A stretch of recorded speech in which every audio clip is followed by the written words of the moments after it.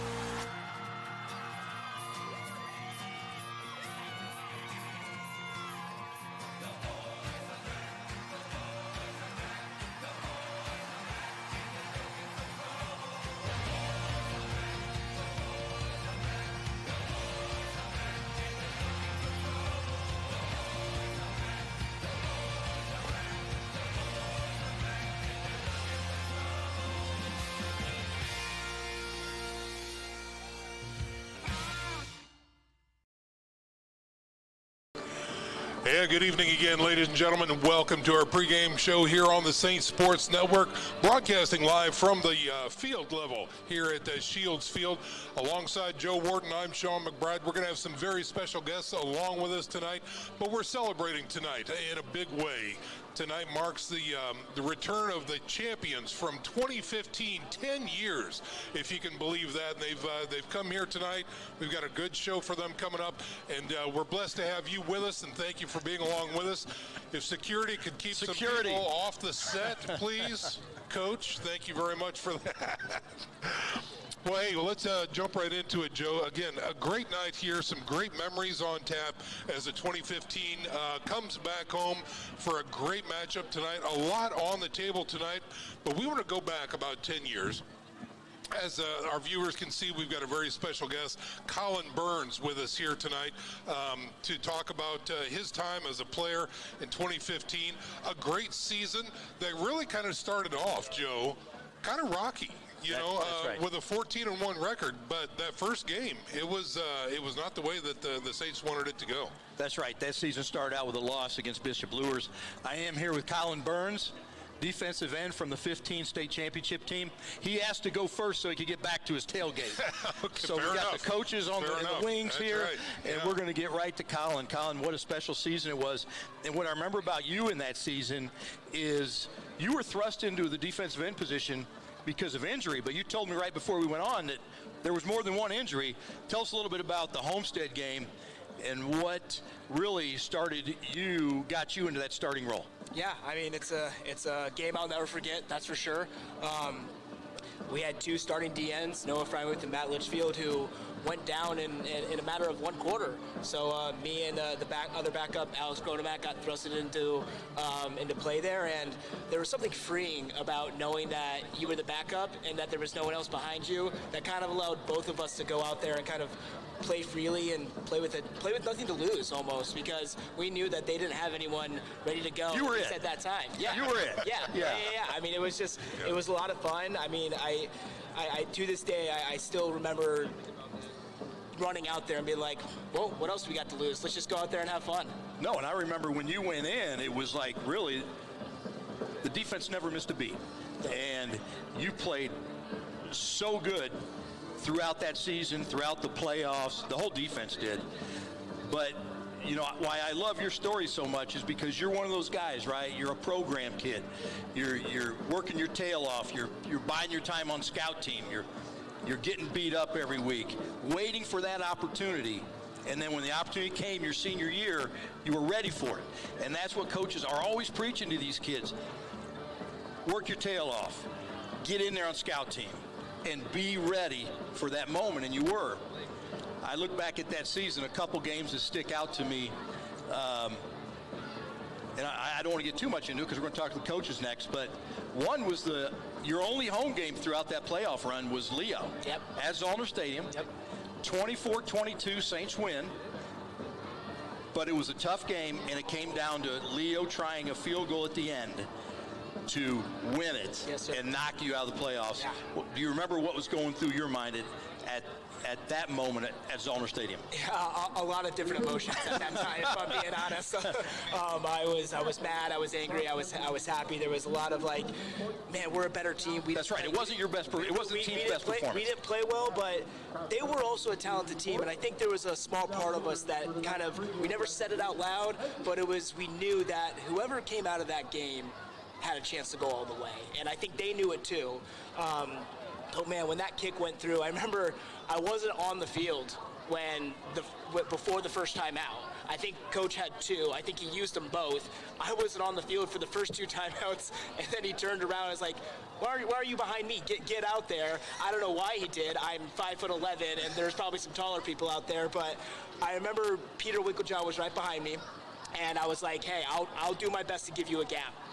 And so I tried to bust the DN to give him a gap, and I don't feel anything walk behind me. I turn around, Peter's on the ground, he slipped and fell. So that was the first thing I looked for. And then I looked up, and to be honest, I didn't have a great view of the ball. It was the crowd that I was kind of paying attention to behind us, the student section, and it was this silence, and then the crowd went crazy. And Your crowd, the Saints crowd went crazy. The Saints crowd went crazy. And when that crowd went crazy, I knew for sure they had missed it, and I was like, let's get off the field. I don't want there to be a flag. I don't want anything. Let's take our win and let's get on the next week, because we snuck one out there, and they were a good team and they played well, and they could have and should have earned that win, but. And here you are. There we go. Here you are. That's right. Good stuff. You got a good crowd over there. Your tailgate. We're gonna bust you loose and let you get back at it. And thanks for being here, and thanks for taking time with us. Hey, thank you so much, guys. Yeah. Appreciate it. Thanks, Colin. Colin Burns joining us, ladies and gentlemen. Hey, we're going to go ahead and step out for a 30-second break. When we come back, we've got the two coaches that engineered the 2015 state championship, Coach Ernie Bodrab and Coach Chris Schwarzkopf, with us. So stick around, folks. We're back in 30 seconds. This is the Saints Sports Network. Wayne, here at Ziegler Subaru Fort Wayne, you're our #1 priority. We're here to create the ultimate automobile experience that will last long after the purchase or service. From the moment you enter our doors, our team is dedicated to understanding your needs and guiding you to the perfect vehicle. We believe that integrity and transparency are important every step of the way. We also believe in giving back. We support local initiatives and volunteer to make our community a better place. When you choose Ziegler Subaru Fort Wayne, you're choosing a dealership that truly cares. Join us today and let's drive forward together. All right, we are back, ladies and gentlemen, and we are rolling through our pregame show, where tonight we are celebrating the championship of 2015, and we've got two of the best guests we possibly could for tonight's really kind of a second homecoming, if you will. We have with us Coach Ernie Bodrab and Coach Chris Schwarzkopf. Gentlemen, thank you so much for being with us tonight, and we know you've got some players and some tailgating to get to over here to revisit those guys, but Coach Chris, we'll start with you, if you don't mind. Some great memories of that 2015 squad, the initial loss to Lures, and I know you were doing some personal battling during that time as well, and we can talk to Coach Ernie about that as well, but just your thoughts and recollections of that 2015 season. Well, first of all, couldn't have found a better person to take over the team than Ernie. I mean, he did a fantastic job, and he did such a great job in so many ways that at the end of the season, I seriously said, you should take over now, and I would love to be your assistant because you do a lot better than I do. and I was very serious, and he said no, he didn't. It isn't what he wanted to do anymore. Yeah. But after that first loss to Lures, we came home here and had our team meeting afterwards, and John Eppert looked at the team and he said, you can still win the SAC, you can still win the sectional, the regional, the semi-state, the state. That's pretty prophetic on his part. It was, absolutely. No, absolutely. Yeah. And what a lot of people don't know, Ernie, about that season is started with the loss to Lures, but that loss continued a 6-game losing streak from the previous season. And after that loss, everybody's like, is this going to be another rough year? 14 straight wins. I mean, it's really one for the record books. It's one for the memories. These guys are enjoying the heck out of it behind us. How did it come about, you getting asked to do it, and how long did it take for you to say yes? Well, I don't think they could find anybody else. So, John Bennett and Chris talked about it, and I got a call from Chris It was June 15th, 9 o'clock in the morning. I get a call from John, and he told me the situation and what they would like me to do. And as soon as he told me that, all kinds of things went through my head because I knew what the responsibilities are as a head coach, especially with a program like this. And as I was mulling it over, my wife stopped me dead in my tracks, and she said, "This is not about football. This is about helping a friend out." That's right. And I got on the phone. I said, "Let's do this. Ready to go." Yeah, I look back at that season and so many memories. We just talked about one with Colin, the sectional championship against Leo. And it was your only home game that year in the playoffs. At Zollner Stadium, came down to a last-second kick by Leo, and they missed. The next game, we were there broadcasting, and it was a slugfest at Plymouth. 8-0 Saints win. Yeah. But what I remember about that game is you were without your long snapper. Yeah. There were some issues with the long snapper, so you had to change long snapper, and there was some that became a factor during that game because I think there was a bad snap or two, and in a close game that could have been the difference. What do you remember about the Plymouth game, Chris?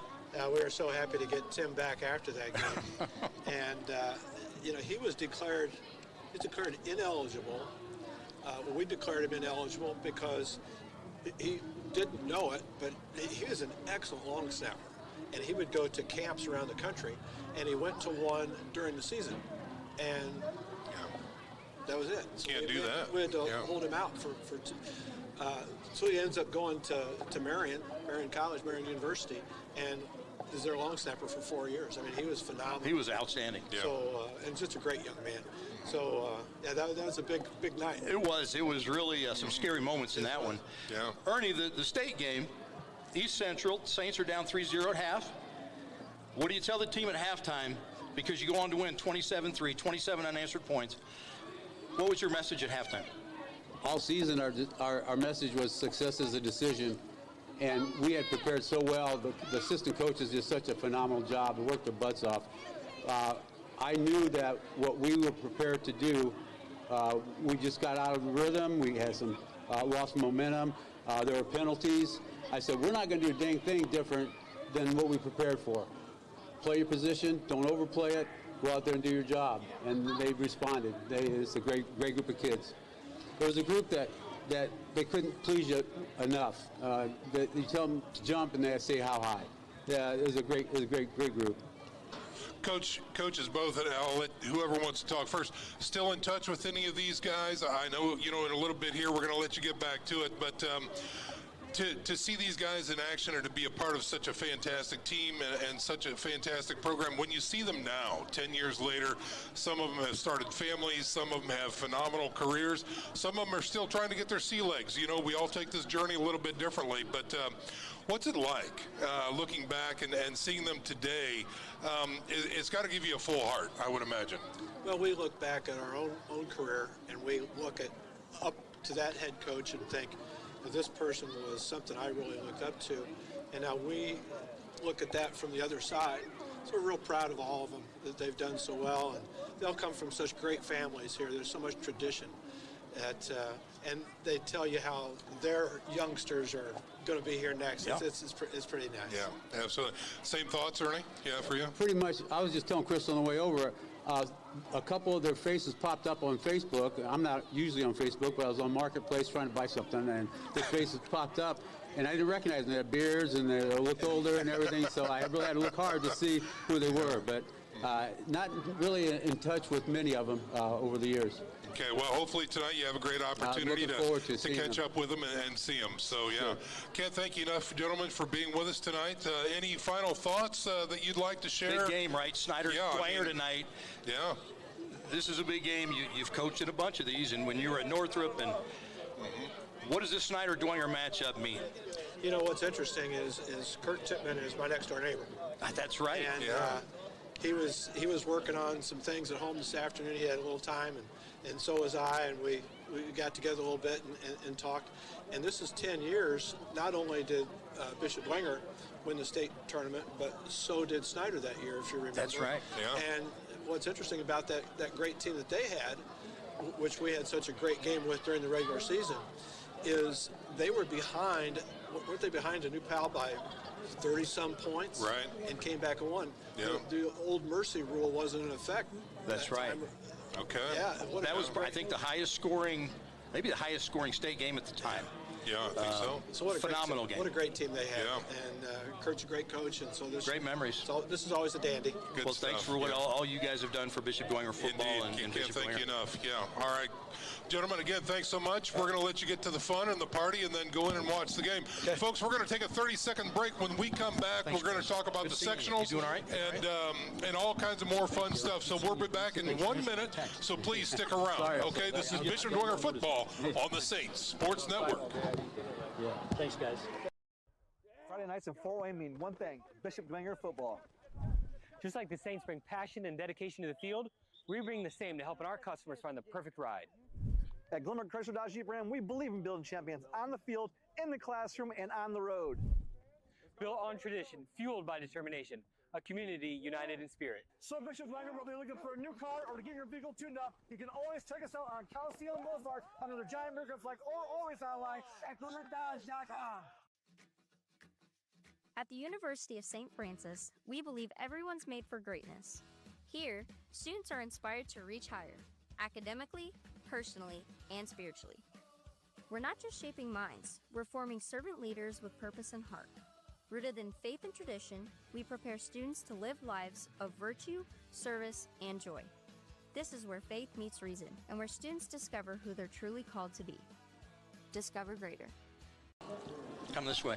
And we are back live, ladies and gentlemen. Thanks again for being with us tonight. On tap, it's the Bishop Dwenger Saints versus the Snider Panthers here, which could decide the SAC in part. But right now, we're celebrating the 2015 state championship team. So we've got a couple players here. Joe, take a couple minutes. Who do you have with us? Yeah, we have Max Steele, David Obergefell. We want to hear about, tell us a little bit about what your role was on that 15 team, and maybe give us your fondest memory of that season. All right, yeah.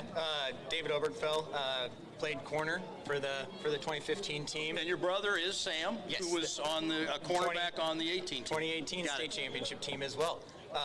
But yeah, I think it's fitting that one of my fondest memories is actually against the Snider Panthers, who they're playing tonight.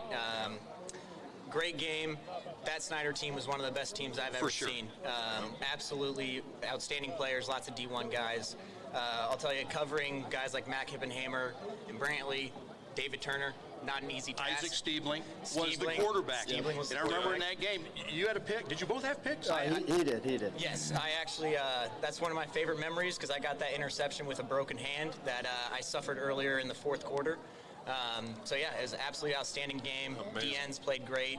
Norton, Mitch Effinger, Austin Burns, all outstanding on the back end. And I'm glad you said that about the interceptions, because I remember that game, we were calling it, and Isaac Stiebling going into that game, it was late in the season, only had 2 interceptions all year. 2 or 1? 2 all year. Yeah, that's right. Yeah. I think 1 all year. He only had 1 interception all year. You're right. Yeah. And he threw back-to-back interceptions. Yep, Mike Hake, and then I got mine. And back-to-back plays. Yep. It was incredible. Yeah. And you got the first one, or I got the second. The second one. Yep.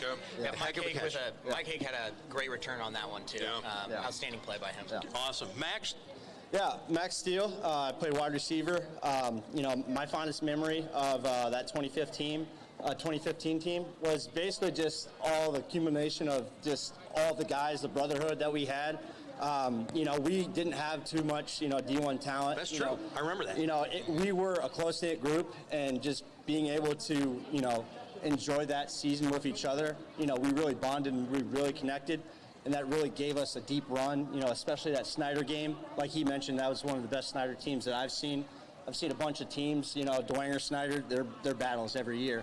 And, to say that, we're one of those 2 teams that, was an instant classic for that. That was definitely a memory. Obviously, the state team that we had, at the state championship game when we beat East Central, that was something great. You go down to Indy, and you see all those good players, those good teams that, unfortunately they fell up short. Just to get it done in that time, in that span that, we had, needed that title. it was great to bring it home, and, those are memories that last a lifetime. Well, and that was the first state title for the Saints since '91. Yeah. So there was quite a dry spell there. Yeah. And you guys broke the seal, and then 3 years later, the Saints got another one. Yeah. But really, you guys set the tone. I remember it was a great season, and you're right. It wasn't like there was loaded with Division I talent on that team. Yeah. But what a group of competitors, what a group of fighters. Yeah. And you had a lot of adversity with coaching changes. Yep. Just a lot going on. Yeah. Injuries. But you guys did a great job. I Absolutely. remember. Absolutely. You should be proud of that team. Yeah, and we owe it all to the coaches as well. They got us prepared every week, and it was something that we always think back then. That is something that it's always going to have a great memory for us. Yeah, for sure. And then hopefully you can do this about every 5 years. Yeah, get together with your absolutely. buddies. Absolutely. Sean and I won't be around for many more of those, but yeah, maybe some of our teammates will be replaced. Maybe they will. Yeah, you guys are pretty good on That's the mic. right. Yeah, I love it. Absolutely. We're out. You bet. All right, gents. Hey, can't thank you enough. We got to run, and when we come back, we're going to talk with the Saints Gridiron Foundation. If you don't know about it, listen in. So, can't thank you enough for being with us tonight, guys. Have fun. Thank you so much. All right. Yeah, thanks very much. Absolutely. All right, take care. Enjoy the party. All right, folks, when we come back in 30 seconds, we're going to have Shane Arugio with us, who is the president of the Saints Gridiron Foundation. Stick around, more football when we return. You're watching Bishop Dwenger football on the Saints Sports Network. As Dwenger alumni and citizens of two worlds, we know how important it is to have the sacraments of the Catholic Church available as we pass on from this life. We are excited to announce the opening of St. Joe Hospice Suites as the only faith-based hospice in Northeast Indiana. In our St. Joseph's Chapel, the Blessed Sacrament and Adoration will be offered to our families along with an intimate private mass to be said within our patient suites. All sacraments will be encouraged. St. Joe Hospice Suites, offering Catholic compassion and care when it's needed. And we are back, enjoying the crowd here. We're getting some love from the crowd. Love to hear that. Welcome back, ladies and gentlemen. This is our pregame show here on Saints Sports Network. Coming up at 7 o'clock, we've got the Snider Panthers visiting the Bishop Dwenger Saints. But right now, we're excited to have a special guest with us with a new initiative for Bishop Dwenger this year. Mr. Shane Arugio is with us. He is the president of the Saints Gridiron Foundation, who's going to talk a little bit more about that tonight. Shane, welcome to the broadcast. Hey, thanks for having me. I appreciate it. You bet. Thanks for being with us. So, Saints Gridiron Foundation, we've been trying to do some things on air to really kind of bolster the brand, but always love to hear from the people in the know with their hands in the mud, if you will, about what your mission is, what you're trying to accomplish for Bishop Dwenger football. Yeah, so it's pretty simple, right? We're trying to do three things, right? Number one, we want to make sure that every kid from kindergarten up to 8th grade that is supposed to wear a gold helmet eventually does wear a gold helmet. And when they do wear that gold helmet, they already understand their traditions, the schemes, and they truly understand what that means to wear that gold helmet, right? So that's our first thing that we got to do. And so there's a lot that goes into that, right? You're going to see us helping change a few things with fit football, and really coming in and how does that communicate with the CYO? Our kids coming out of flag football, going into tackle, do they know how to block? Do they know how to do the things? What we're trying to do with the youth program is knock down some of the silos between the schools, bring everyone together with one common goal, and that is to make sure that this program is elite for the rest of civilization, right? And it starts with our kids. So we want to make sure that they're being prepped and they're being ready to go, they're being pushed and ready to go, so that when they do get to tackle football, we know what we have when we have them, and then we can keep producing those high-level Dwenger athletes that we've seen for so many years. And Shane, before you get to your third point, you mentioned a term that I absolutely love, but it needs to be fleshed out a little bit. You talked about elite. Elite does not mean exclusive. And so what you're pointing to is that if you want to wear a gold helmet, you are here to grease those wheels and get those kids ready to wear that gold helmet. Yeah, regardless of where they're from. Yeah, let's say we have a few students that want to become Catholic, want to be a part of this type of tradition. They want to be able to be involved in daily prayer.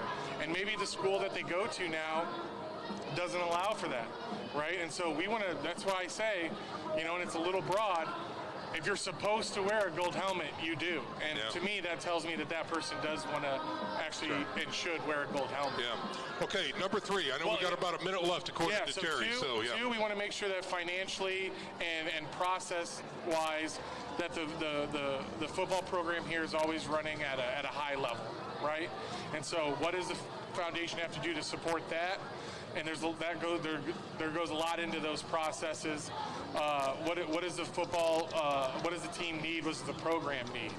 Right, so we're working with our youth. We're working with who's playing today, and how can we support coach and the rest of the coaches in the program to make sure again that we're elite. The third thing is using our community, one of the greatest communities in the country, this Dwenger family, and our amazing board, to make sure that we clear any obstacles that keep us from getting from 1 and 2. And it's that simple. And so you can go jump on the website, saintsgridiron.com. The way that we're financing this, we don't want to go to the same 13 families every year. Our goal is to get to 5,000 families that are paying $5 a month to support this. So we want to do this as the community. We want to bolster this amazing program. You've already talked to some great coaches, some amazing players, and we want to continue that, again, for the rest of civilization. Outstanding, Shane. Thanks so much for being with us. And folks, if you're coming out, look for Shane. He's got some swag for you. We've got these beautiful Saints Gridiron Foundation caps available as well, so come on out and hit Shane up for that. Can't thank you enough for being with us, brother. So absolutely. You bet. Good stuff. Appreciate you guys. Okay, folks, that's going to do it for our guest segment. When we come back, we're going to break down the sectional that's upcoming and talk about tonight's game. So lots more to talk about in about 33 minutes to kick off. So stick around.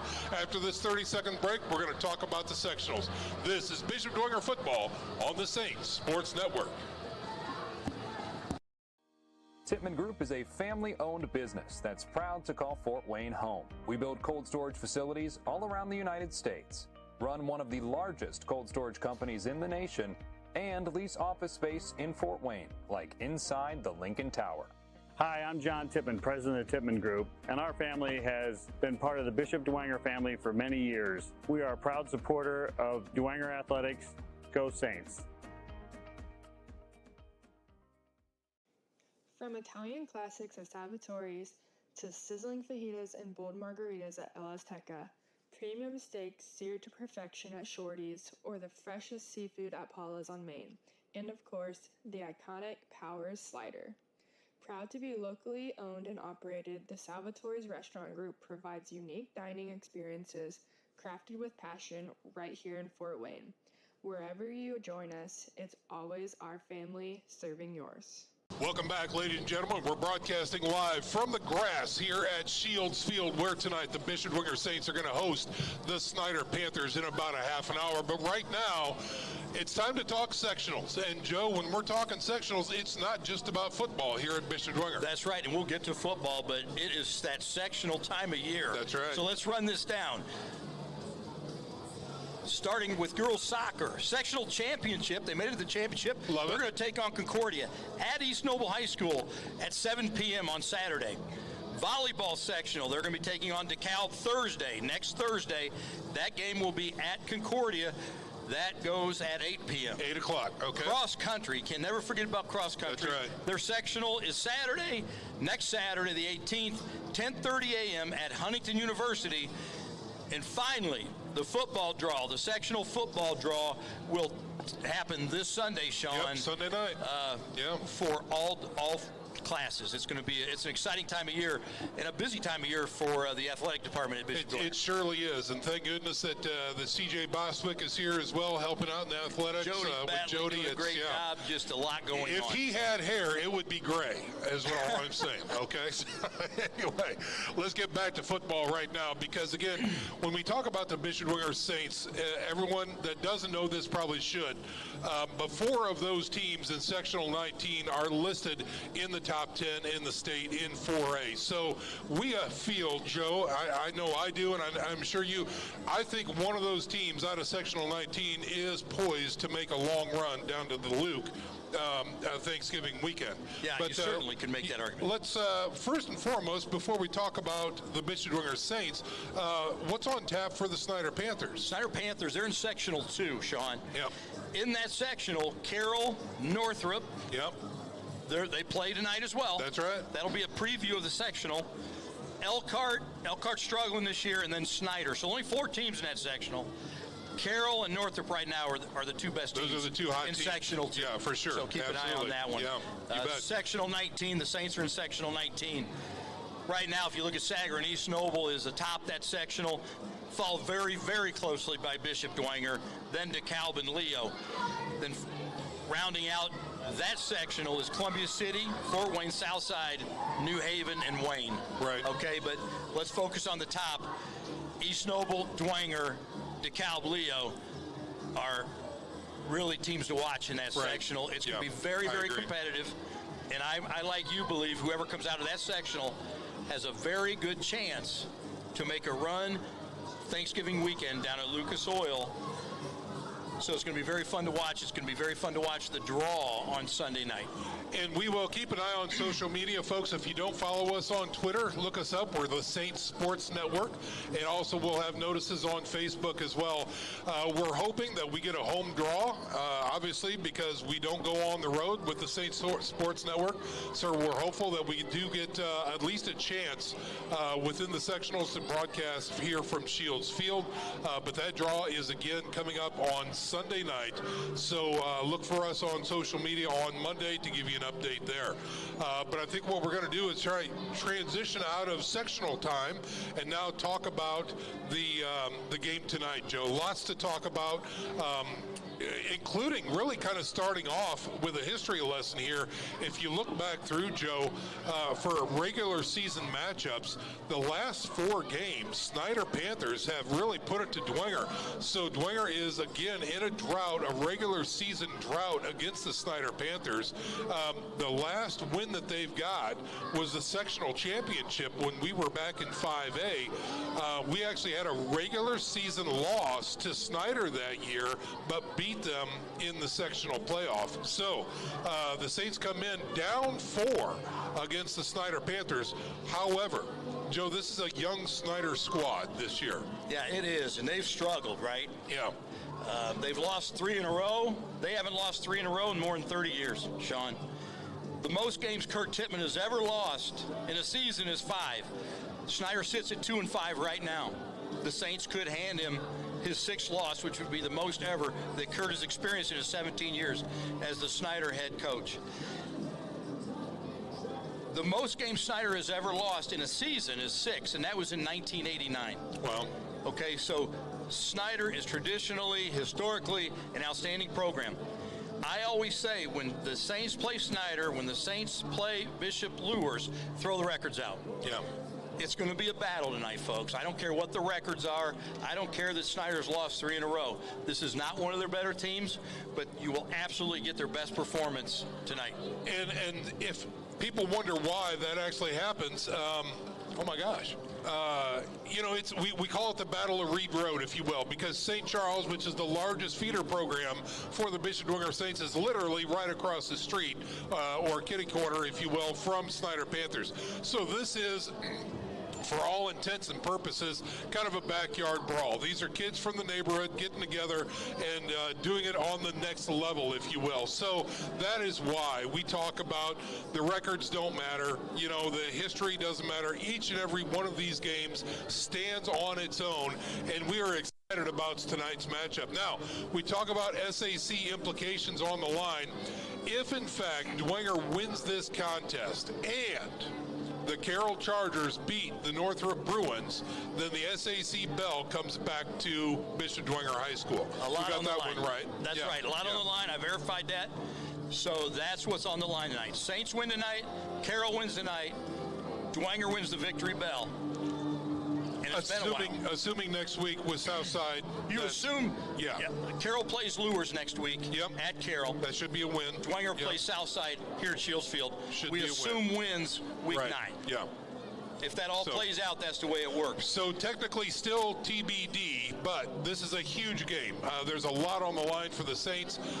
If nothing else, bragging rights of Reed Road. So looking into it, Joe, where do you think the Saints might have advantages?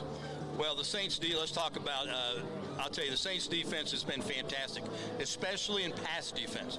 Against that potent pass offense of Northrop 2 weeks ago, the Saints held Northrop to 66 passing yards. Yeah. They did a phenomenal job, right? And let's not forget, they have a receiver Q going to Ohio State. Saints defense did a great job. I would say the weakness of the Snider Panthers is their passing game. Okay, against Northrop, they only had 38 passing yards last week in rivalry week. Wow. Only 38 passing yards, and 32 of them came on one play. Wow. Okay. Yeah. They have tried 3 different quarterbacks under center this year. Yep.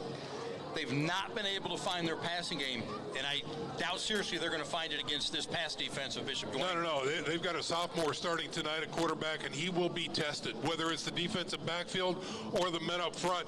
You know, from a scheme perspective, Joe, I would harry that kid. I would get guys in the backfield flying from that linebacker position. Let them have zero comfort all night long. Yeah, the game moves pretty fast for most sophomores. That's right. So if you're sending bodies, you're getting after a sophomore quarterback. They can start to hear footsteps and start to make bad decisions. So that's what I think the Saints are going to do. Now, the Saints passing game, we hoped it got better last week. It did. Henry Jordan had his best statistical game last week against Bishop Luers, 10 of 16. It's coming along. You're starting to see a little rhythm starting. It has to continue to improve because sectionals are right around the corner, right? The other thing I want to see out of the Saints is I want to see them take the ball away. Yeah. Okay. The Saints defense they have only had 1 takeaway in the last 2 weeks. Before the last 2 weeks, they've been taking it away at a crazy pace. I agree. Yeah. But only 1 takeaway, and that was an interception against Northrop in the last 2 weeks. I want to see them getting after the ball again and stealing those possessions, and I think they need to do that tonight against Snider. One of the significant advantages that the Saints clearly is going to have tonight is on special teams as well. We talk about the 3 facets, and 2 of these are on really V8 speed, if you will, and special teams is one of those facets. When you look at Lucas and his ability to kick, when you look at the strikers coming down, limiting those yards after the punts or the kickoffs, this is another thing that the Saints are doing very well, getting it down to the 30, 35-yard line, bringing Mr. Automatic so you don't have to try and do a corner kick. You can actually go for 3 points. These are things that gives teams like the Saints the advantage when the end of the game is over. Well, and if you want to see that Saints passing game get healthy, this might be the night. If you look at the 3 straight losses that Snider has endured, against Carroll, they gave up 363 yards of passing. Against Homestead, 224, 68%. Homestead had 68% completion percentage. And then last week against Northrop, 335 yards passing. Wow. So their pass defense has been suspect. You'd like to see the Saints, again, maybe try to take advantage of that tonight. Sure. But I expect the Snider Panthers to load the box, take away the run, and force the passing game of the Saints to beat them tonight. But the question is, again, can they actually do that? When you look at the power and speed with guys like Shefferly and Colin Campbell, I mean, the Saints' run attack has been very effective against similarly sized squads. No, I agree. And when I watched the Snider team on film, it was really not like any Snider team I had seen, Sean. Yeah. I saw a lot of missed tackles. I saw drop balls. It is so uncharacteristic of this team. But again, when they play the Saints, expect their best performance. That's right. I agree. And I think it's going to be a good game. But the Saints need to take care of the football. To your point, take care of the football, take care of the clock, pound it. Come out with a W. And get points whenever they get in the red zone. That's right. Absolutely. All right, folks, that's going to do it for our pregame show. Coming up next, we've got the interview with Coach Garrett on the track, and we're going to make our way up to the press box in short order, if in fact we can.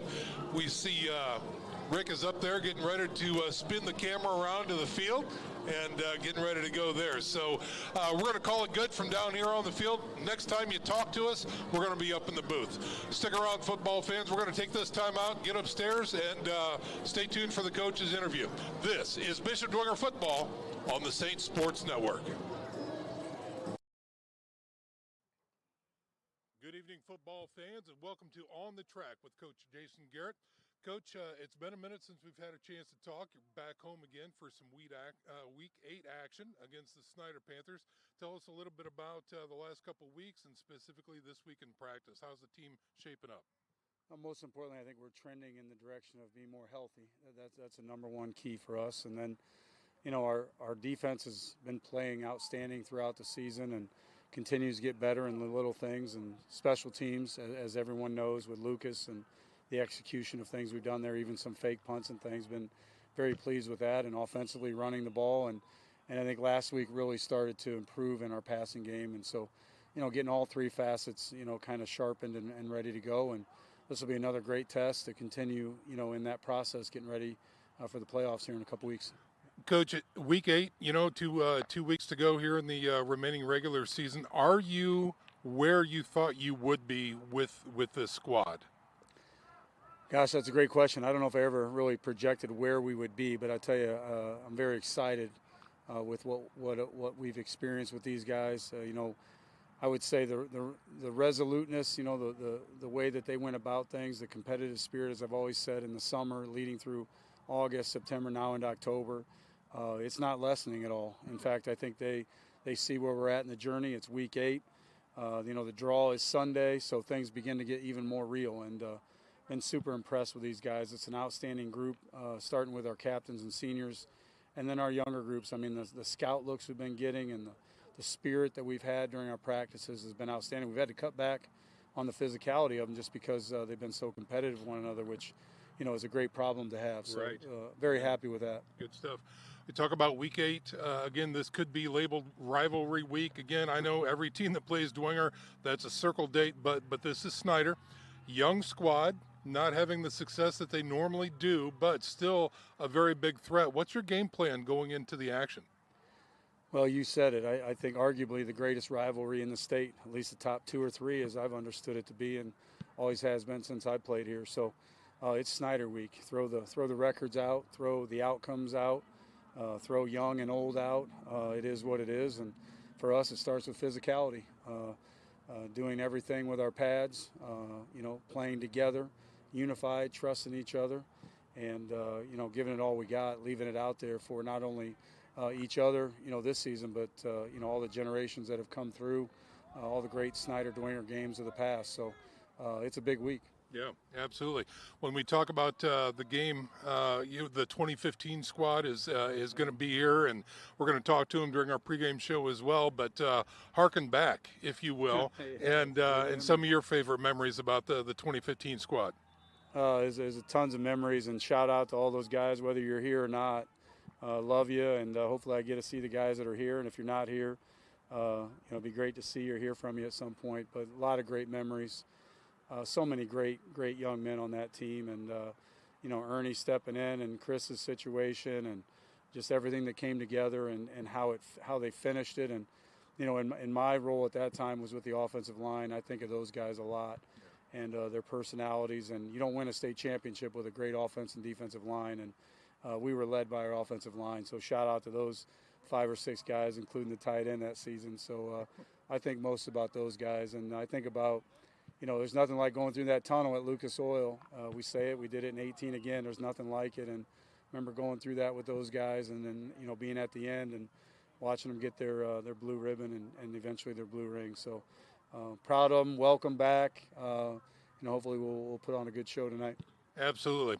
Crystal ball time. Let's look at the postseason. Sectional 19. A lot of pundits, media types, whatever you want to call them, big fans thinking that the state contender is going to come out of that sectional. You've got some big horses in that corral, and I know you're focused on tonight's game and finishing strong against Southside, but would be remiss not to talk about the sectional play that's coming up for you. What are your thoughts looking ahead?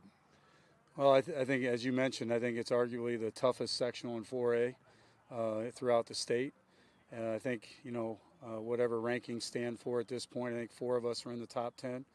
And there's certainly other teams there that are viable that have received votes throughout the season. So, we'll see what the draw brings us Sunday.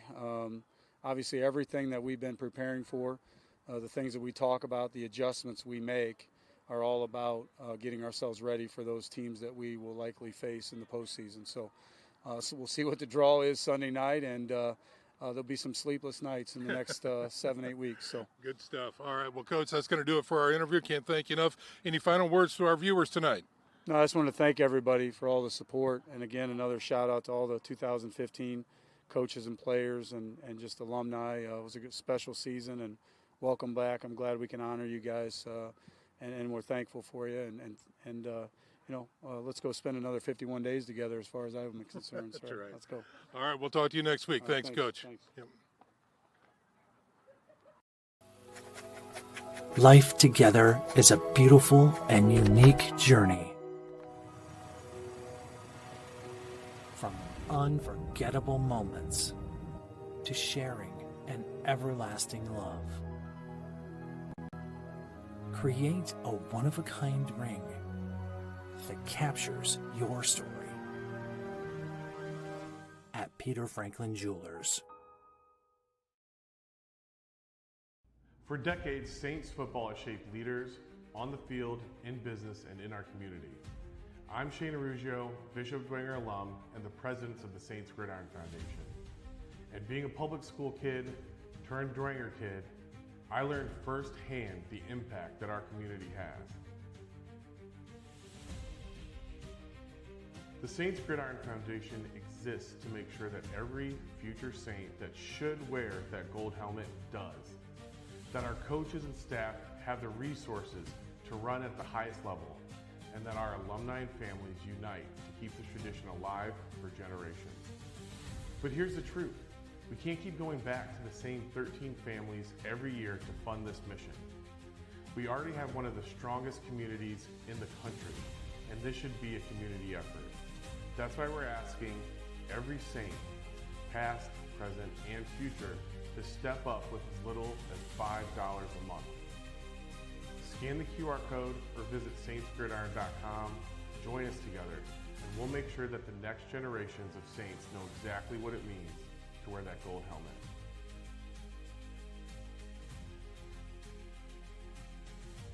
Hey Fort Wayne, here at Ziegler Subaru Fort Wayne, you're our #1 priority. We're here to create the ultimate automobile experience that will last long after the purchase or service. From the moment you enter our doors, our team is dedicated to understanding your needs and guiding you to the perfect vehicle.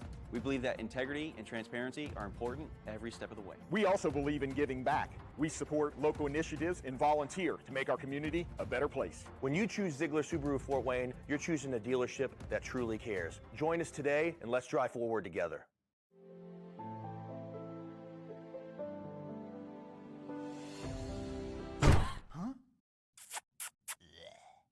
Dirty old furnace! Call MJM Mechanical. Dirty furnace? Clean it up with an MJM Mechanical Furnace Tune-Up. Lower utility bills, increase furnace lifespan, and guarantee a breakdown-free season for only $89. Quality is not just something we say, it's in everything we do. So visit mjmfortwayne.com or call today. Good evening, ladies and gentlemen, and again, welcome to Bishop Dwenger Football here on the Saints Sports Network. Alongside Joe Warden, I'm Sean McBride, and we are up in the press box getting ready to go because it all starts right now.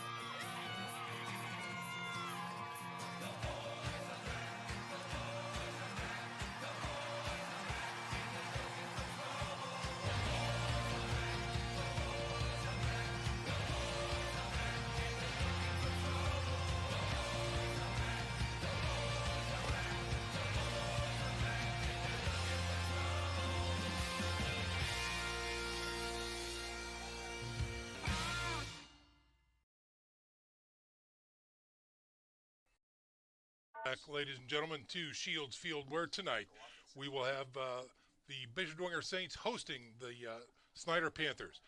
And as with all things good, we're going to start off with a prayer. So let's send it down to the sidelines with John Kelty. John, who do you have with us? Thanks, Sean. I've got Father Jake Snider here from St. Elizabeth Parish. He's going to lead us off in prayer.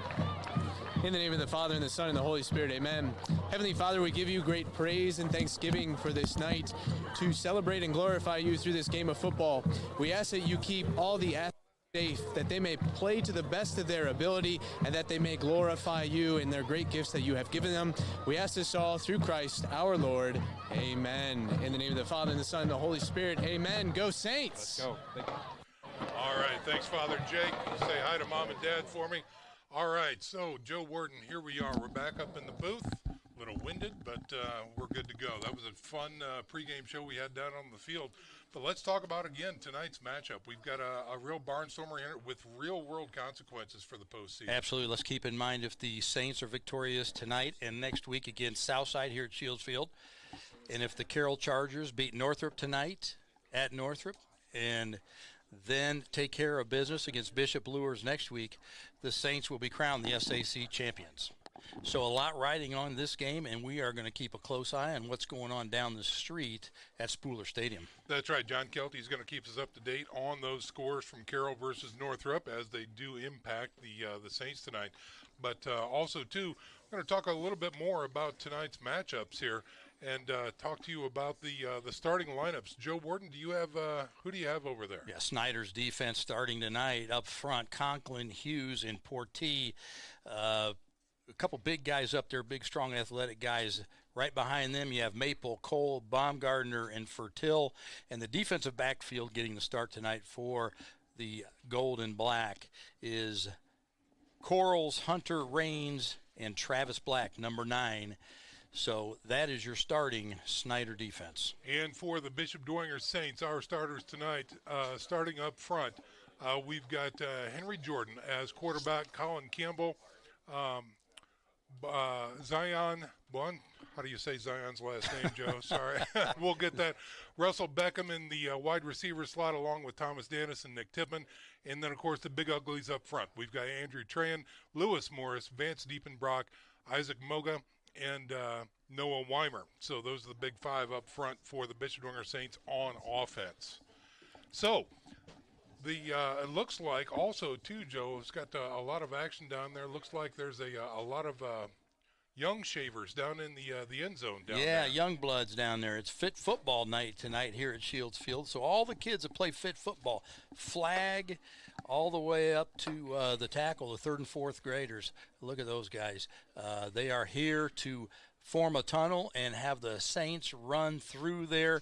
It's just a beautiful thing to see these young kids out there on the turf at Shields Field. That is a great shot by Joe Romy, our Emmy Award-winning volunteer camera Emmy Award. Yes. It might be made out of paper mache, but he is getting an Emmy. I tell you what, he's doing a great job down there along with John Kelty on our sidelines. Can't say enough about our technical crew here at the Saints Sports Network. So we are jacked up, getting ready to go, and really looking forward to this contest. Again, Joe, because, again, records, history, all of that thrown out, each and every game stands alone as really a testament to these schools. They respect each other.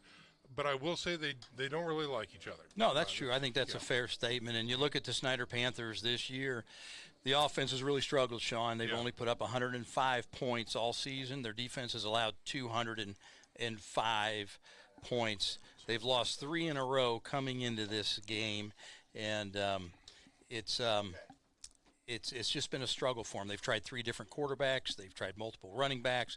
Just a lot trying to find that right mix of players to get on the field and find a way to win. And, you know, we look at the composition of this squad. It is a young team for the Snider Panthers. Looking on defense, there's only 3 senior starters out there. There's 6 juniors and 2 sophomores getting the start. And again, on offense, we kind of talked about it in our pregame show too, but Max Johnson is going to be the starting quarterback for the Snider Panthers. He's a sophomore. He comes in, checks in at 6 foot, 150 pounds. But we've got 8 seniors and 3 sophomores, no juniors represented on the starting lineup for the Snider Panthers. Wow, that's interesting. No juniors on the offense. Yeah. Well, that offense has only managed to put up 348 passing yards all season, Sean. Yeah. 348, and we talked about it in our pregame show downstairs. But last week in the rivalry game, they only had Snider only had 38 yards passing, and 32 of those yards came on one play. Yeah. So really have struggled to get the air game going.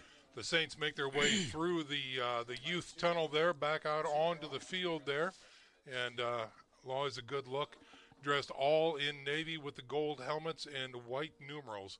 So the Saints have come to play, and they're making the way out onto the field right now. So tell you what, folks, let's go ahead and step out for a 30-second break. After this break, what we're going to do is take a listen to the national anthem. I believe that's still on tap. So stick around, folks. We're going to take a 30-second break. When we come back, more football around the corner. This is Bishop Dwenger Football on the Saints Sports Network.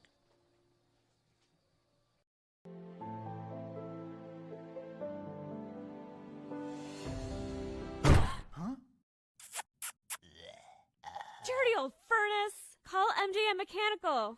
Dirty furnace? Clean it up with an MJM Mechanical Furnace Tune-Up. Lower utility bills, increase furnace lifespan, and guarantee a breakdown-free season for only $89. Quality is not just something we say, it's in everything we do. So visit mjmfortwayne.com or call today. And we are back live, ladies and gentlemen, as the Snider Panthers have made their way out onto the field. And here come the Saints on this close sideline preparing for, I believe, the national anthem. Let's send it down to John Kelty, who's got a look at the weather and the sideline conditions down there. John, what do you have for us? Thanks, Sean. Finally feeling some of that fall weather here at Shields Field. It's a cool, right around 70 degrees. The sun's going down, starting to feel cooler. 8-mile-an-hour winds, so look for that to play a little bit of a factor if either team tries to get the pass game going, but beautiful fall night here at Shields Field. Fantastic. We're going to keep John mic'd up so that we can get a listen to the playing of the national anthem.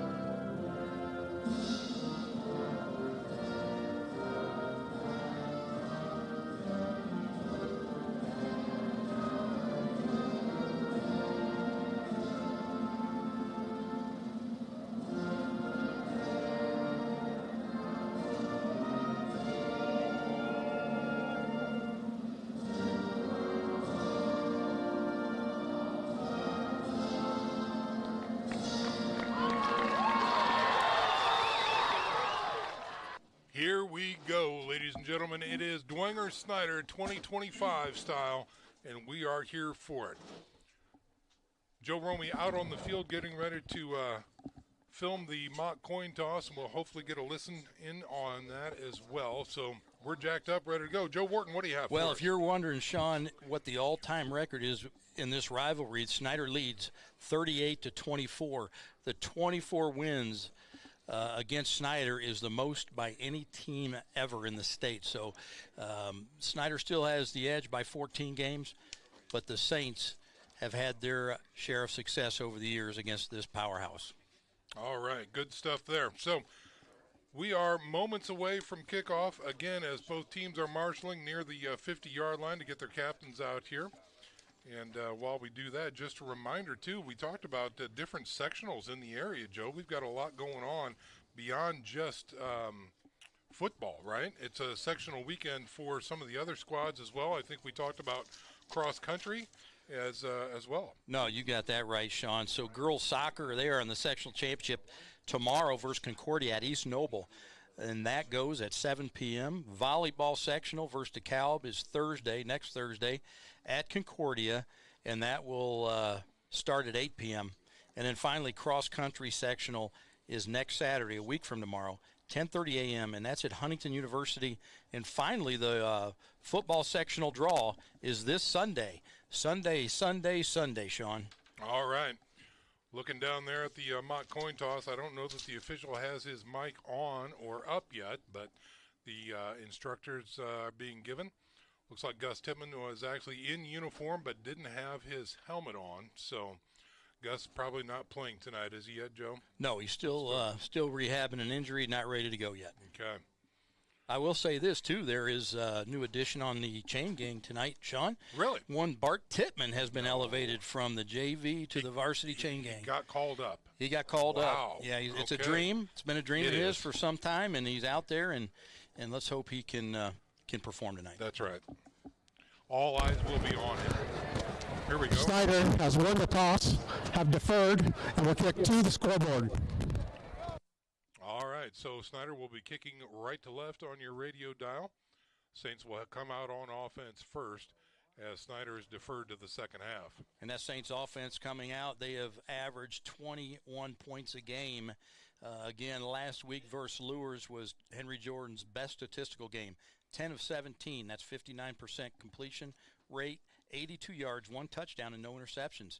So Henry was starting to get it going last week. We hope he can do the same against this Snider defensive backfield that has not really done much this year. They have given up a lot of yards through the air this season. And again, your skill position players, Henry Jordan is going to be looking for Beckham Russell, Thomas Danis. We're also going to see Nick Tippmann, Houston Ellinger, and then the two-headed attack back there.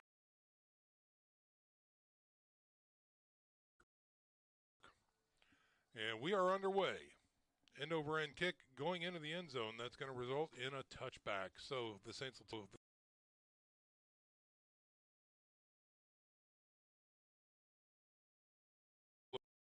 little quick screen inside. He's got a block. Takes it down to about the 24.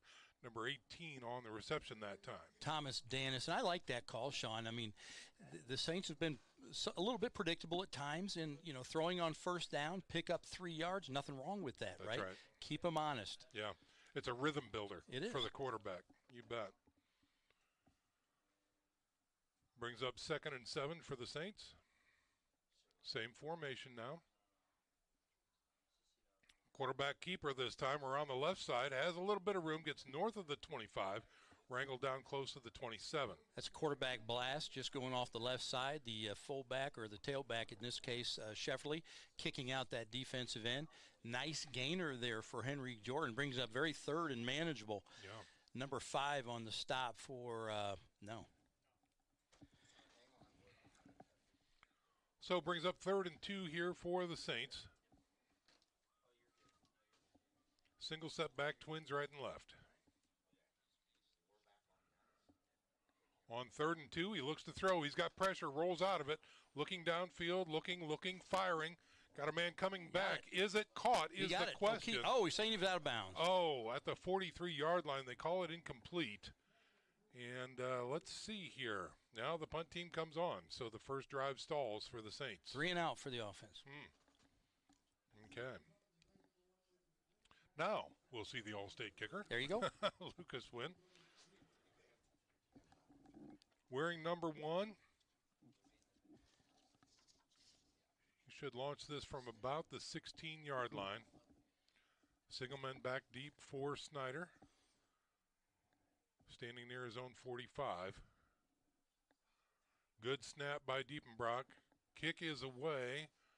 Spiraling kick. And takes the Dwenger hop. It's caught on the hop, taking it out to the outside in Dwenger territory. And a late flag coming in. Looked like Wade Raines Jr. on the return for Snider. A nice job picking it up on one hop, taking it, and we'll check the flag.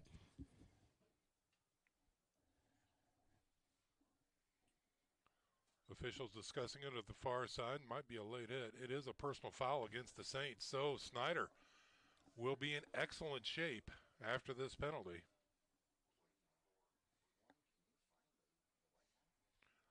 Looks like they're going to say it happened near the... Dead ball, personal foul, late hit, out of bounds, first down. So they're going to start marching from about the 44-yard line of the Saints and driving them deeper. So the Snider Panthers set up very well for their first drive. Again, they are led by the sophomore quarterback, number 17, Max Johnson.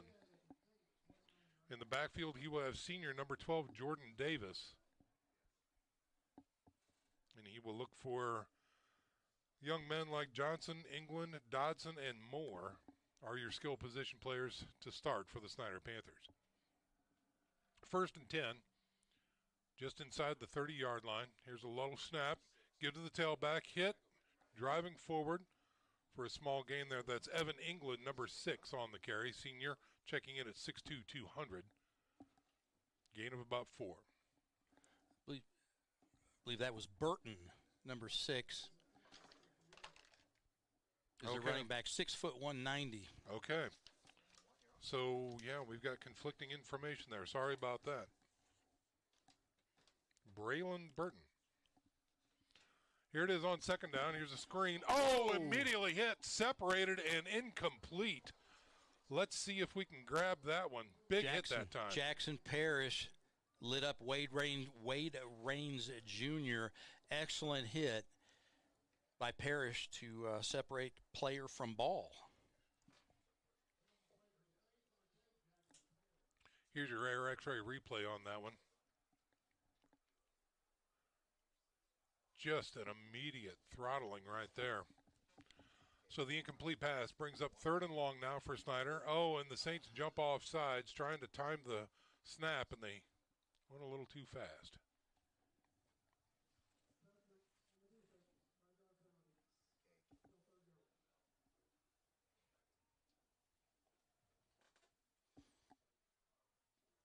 Two early penalties for the Saints. They are not, it's not good. No. Went from 3rd and long to 3rd and short now. 3rd and 2 for Snider, just outside the red zone. Ball resting at the 21-yard line.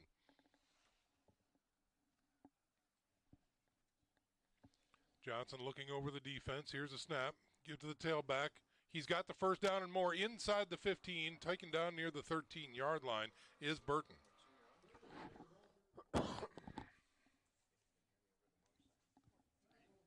Tackle by Ellinger there for the Saints. First down for the Panthers as they're inside the red zone and threatening. Ball resting at the 13-yard line. Here's a snap. Give through the middle. He's hit at the line of scrimmage. Not much of a gain there at all that time. Looked like Doug Henry, maybe Piper, KC Piper.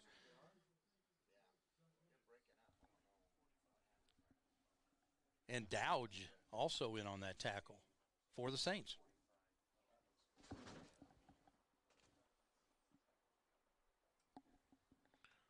So no gain on the play. Brings up 2nd and 10 as the Panthers break huddle.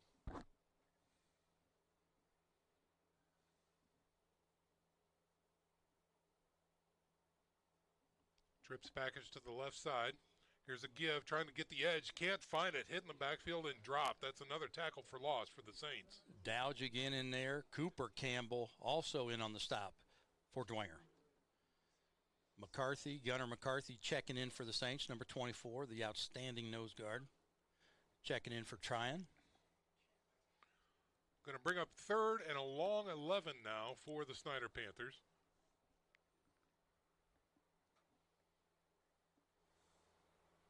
Saints show pressure. Bouncing it outside, trying to find some room. Flag coming in as they stretch the play out to the right side. It's going to be tackled near the 10-yard line. One thinks this might be a hold, and that's exactly what it is, holding against Snider. Will they accept it now is the question. Well, there it is. If they don't, it's going to bring up about a 4th and 5. It looks like they're going to push him back. I would. Yeah. Biggest gain so far for them, I think, on the ground has been, 5, maybe 6 yards. Holding on the offense. Repeat third down.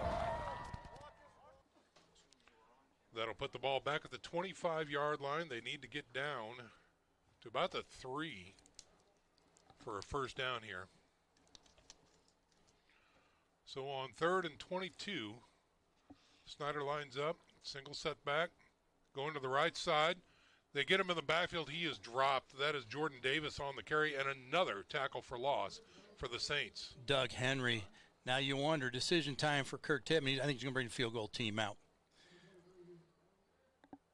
So the ground attack. So, well, Sean, let me just say this real quick. Yeah. What does that say about Snider's coaching staff's confidence in the passing game when it's right. 3rd and 3rd and 22? 22, and they just run. Yeah, they run off tackle, right. All right, so Snider coming in to try the field goal. 45-yarder. That's Mang Tung from the 35. 45-yarder, as Joe said, the ball is up. Looks good from here? No. Hits no good. Hit the upright. Hit the upright, and no good. So the drive stalls for Snider as well with a no-good field goal attempt, and the Saints will take over. Still zeros on the scoreboard with 7:24 remaining here in the first quarter. Saints dodged a big bullet right there, They Sean. did. You remember the Snider Panthers were down, knocking at the 10-yard line. So the defense comes up big after that penalty, pushes Snider back long enough where they couldn't make that field goal, and now they take over 1st and 10 at the 20-yard line. Plenty of leg on that kick, Sean, but it hit the upright. Yeah. Here's Henry Jordan and company on offense, man in motion. They fake it. A.J. Shefferly this time trying his way around the left side, and another flag comes out.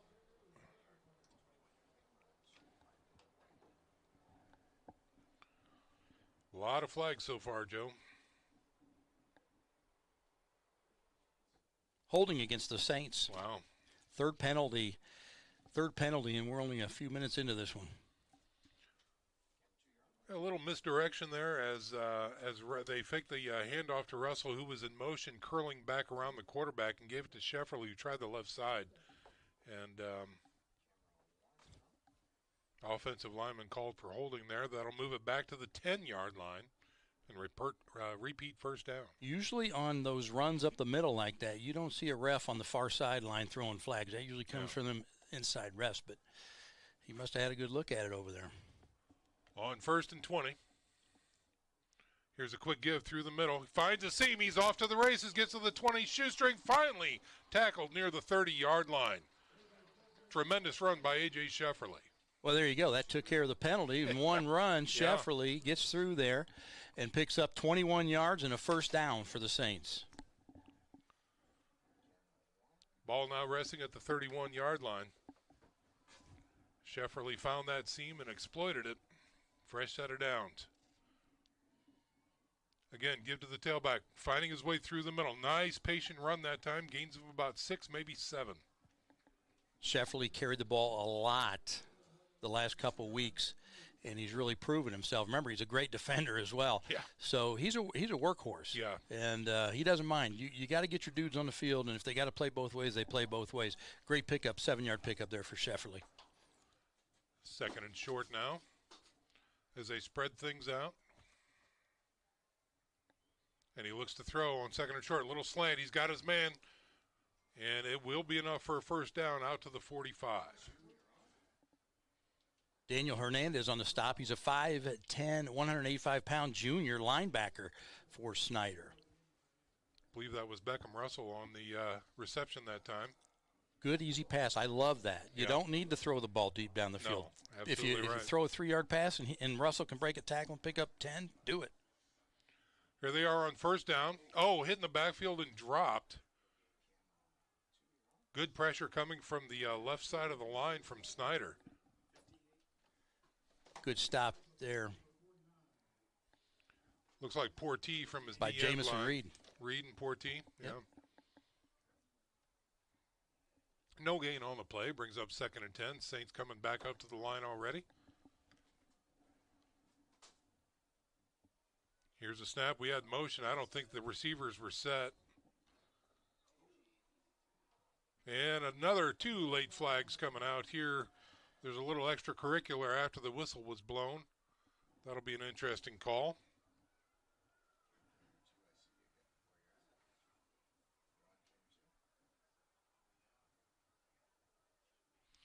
Officials clearly deciding to call the first half at least very tightly.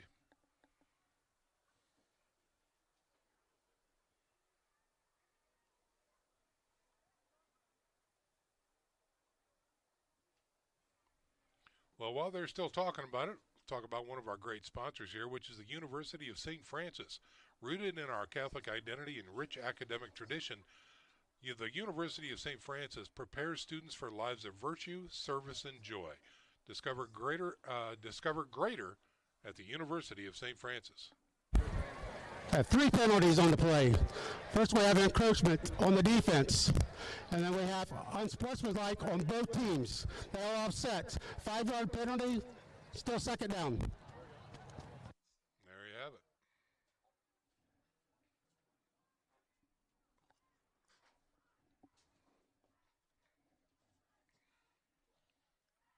So the Saints will march forward.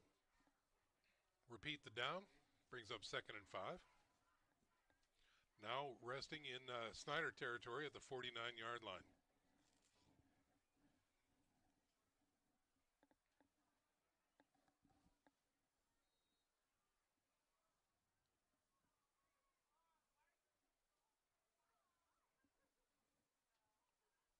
He looks to throw. It's got pressure in the middle. It's picked up. He's just going to launch this one out of bounds. Nobody home. That pass will stop the clock with 5:35 to go here in the first quarter.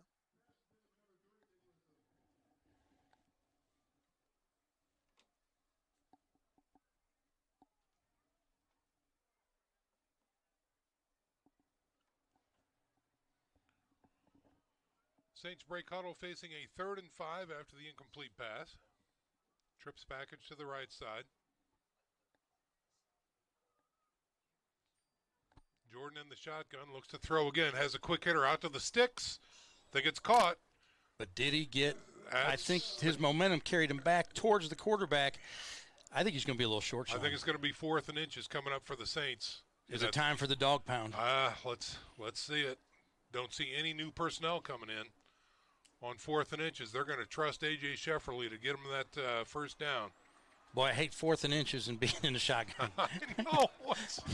That's just me. And now we've got a timeout. I think Coach Garrett wants to talk about this. So that's exactly what happened. Bishop Dwenger burns their first timeout, and we're going to burn a timeout here as well. We're back in 30 seconds.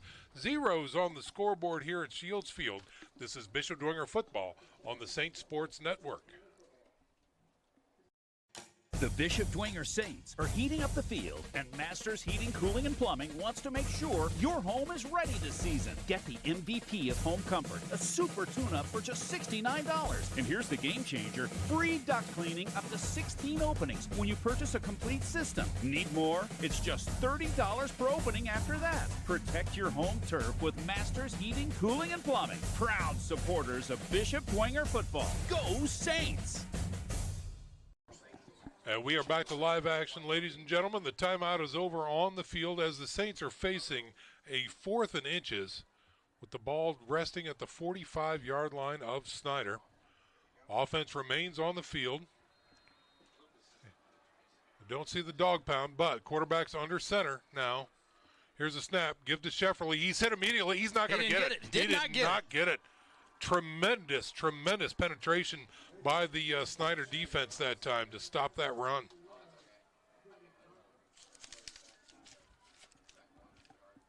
See if we can look on this replay and see if we can get a chance to see who shot through.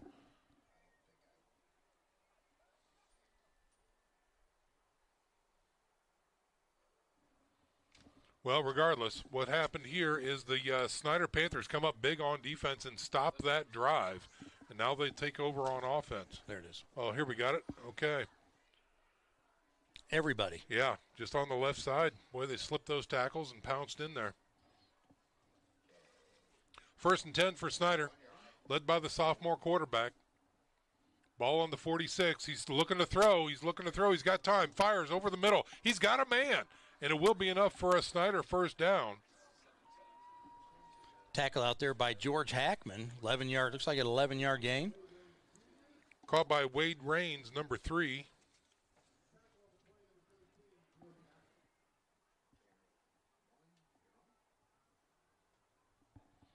And that will be enough for a first down in Dwenger territory.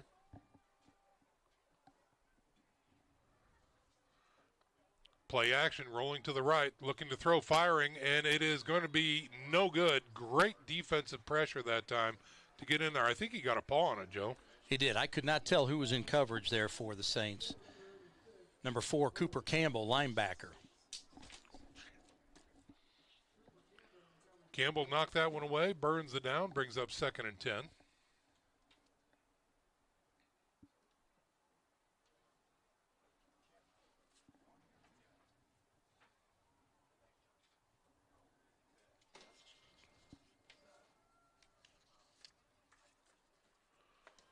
Snider looking to run this one, and not much there. Great job shedding that block, getting in there and making a stop for no gain. Doug Henry. Is Doug Henry. Called his name a lot here in the first quarter. Sure have. 3rd and 10.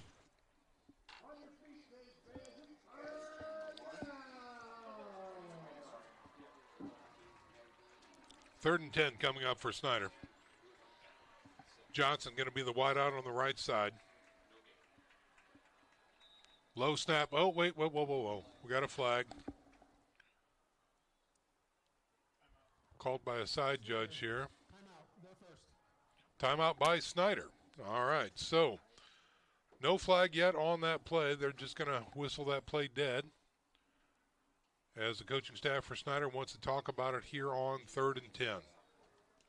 Well, again, folks, 2 big games in the SAC tonight, this being one of them. If, in fact, the Dwenger Saints win over the Snider Panthers, and we're expecting a victory against Southside next week, and Carroll knocks off a surprisingly very good Northrop squad, the Saints will walk away with the victory bell, the SAC championship this year. That's right. A lot going on tonight, Sean. A lot of excitement late in the season, but what else would you expect in the SAC? That's right.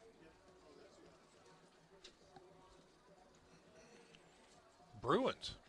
I mean, they're fantastic. They were really good. Surprise of the year. They were good. Defensively, they were good at every level. Yeah. Just very impressed with that Bruins defense. Snider facing a 3rd and 10 here at the Saints' 43-yard line. Here's a snap. He looks to throw. Pressure comes. He gets rid of it. Thrown. No good. And we've got a flag near the interior of the line as well. Looks like holding there on 52 for Snider. Looked like he tackled number 34 for the Saints. And that, of course, is Sam Becker. Yeah. So an incomplete pass and a penalty. One thinks they're probably... Personally, I'd probably back him up. I'd back him up. Holding on the offense. We'll replay 3rd down. So they will back them up. That's going to bring up a 4th and 20 after the march off. No, that's... No, wait. They declined it. They I'm did sorry. decline it. That was 3rd down. No, I would not have accepted it. Okay. No, make it 4th down. They got to punt. Yeah, the punt team's on. Well, I guess you could look at that 2 ways, Joe. If you move them back and trust your defense, now they have to punt from 10 yards back. So, yeah. But the sure thing is the 4th down. Guaranteed. Yeah, this is the guaranteed option right here. Magtum puts his leg. Not good. Not much there. Terrible, actually. Yeah, as he kicked it basically out of bounds to the right side. And that's going to give the Saints good field position. North of the 30, they're going to mark it out at the 35. 11-yard punt, and that reminds me of a punt back in 1986. Steve Smeltzley, when we were playing Snider, Yeah. Had like a 7-yard punt. You remember that, huh? Oh, sure I do. Where was Garrett? No, Marty. Wasn't he our punter? He had gotten hurt, so Steve Smeltzer came in and shanked one. Yeah. It was embarrassing. Yeah, that'll do it. Okay. So the Saints, after the punt, take over 1st and 10 at their own 35-yard line. Henry Jordan's in the shotgun with a single setback. Here's a snap. Give to the running back. Looking through the middle of the line. I don't think that's Shefferly. Campbell? Okay, Campbell on the run that time. Nice run. Gain of 5 that time. Brings up 2nd and 5. Anytime you get 5 to 6 yards, you got to be happy as an offense coordinator. Darn right. Makes your job a lot easier. I would expect them to keep pounding them here. Try to wear them out a little bit. 2 backs in the backfield now. Saints splits back. They give it to the second man through. That's Shefferly around the left side. He's got the first down into Snider territory. Still on his feet, dragging tacklers down to the 40-yard line. Yeah, great play there. A counter. I think it was a counter tray. If he can pull that up for us, Brian can pull that up. Great execution that time.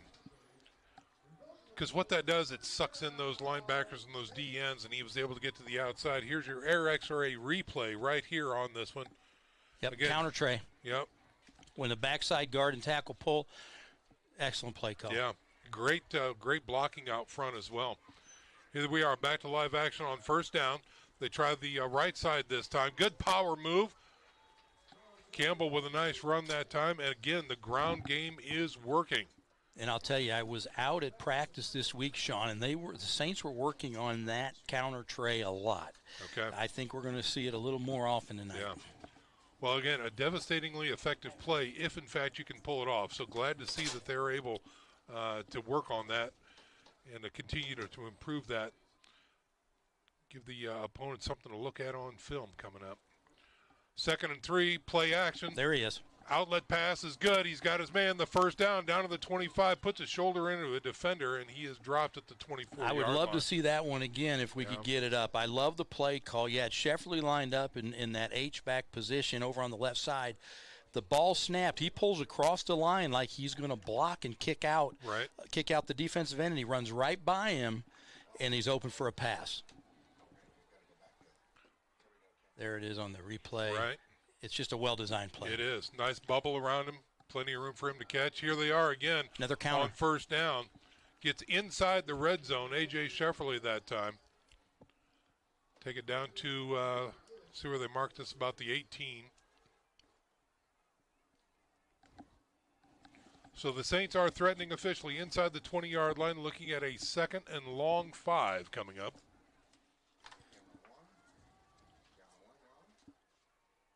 Love the first down play call so far, Joe.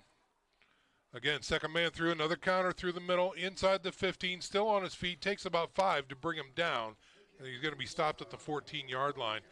It's going to be real close to a first down. And the other thing that counter does, Sean, is it starts to slow linebackers down. These linebackers that are flowing hard to the back, to the tailback, when you counter to the other back, it slows them down because they have to respect the counter now.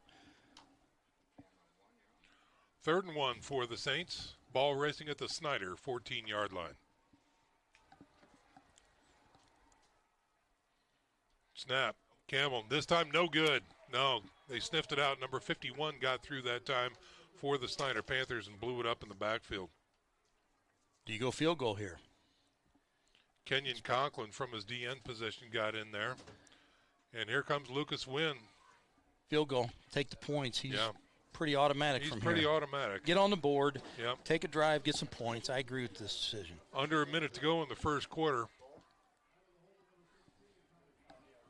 35-yard attempt for Lucas. I think he does these in his sleep, Sean. Yeah. Is it Piper on the hold? No, Cooper. Cooper, that's right. No, I'm sorry, Kaufman. Tommy Kaufman. Here it is from 25. It is up, and it is good. 3 points on the board for Lucas Wynn and company. And the Saints take the first lead with 32.7 seconds remaining here in the first quarter. Saints 3, Panthers 0. We're back in 30. This is Bishop Dwenger football on the Saints Sports Network. Since 1987, Closet Concepts has been a family-owned and operated company serving northern Indiana. From concept to installation, our expert team helps you simplify your life through innovative system designs and storage solutions, maximizing space to fit your lifestyle, all while keeping your budget in mind. For over 30 years, we have built strong relationships with our clients and community. We are proud supporters of our local Catholic schools and Saints athletics. We are back to live action where the Bishop Dwenger Saints capped off a drive with a 25-yard field goal by Lucas Wynn, giving them the first lead of the game here in the waning seconds of the first quarter.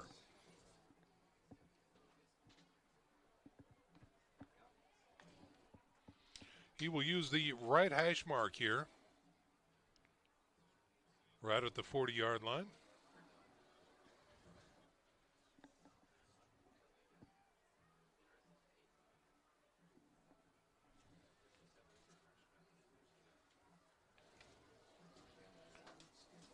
Carroll's up on Northrop 7-0. Okay.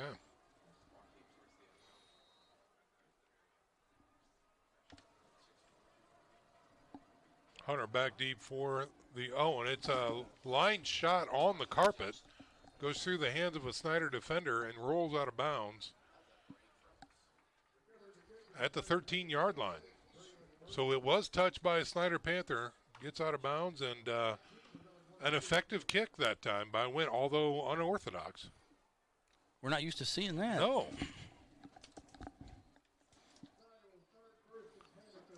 Snider Panthers moving right to left on your radio dial for at least one play, maybe two here. And then at the quarter break, we'll swap sides.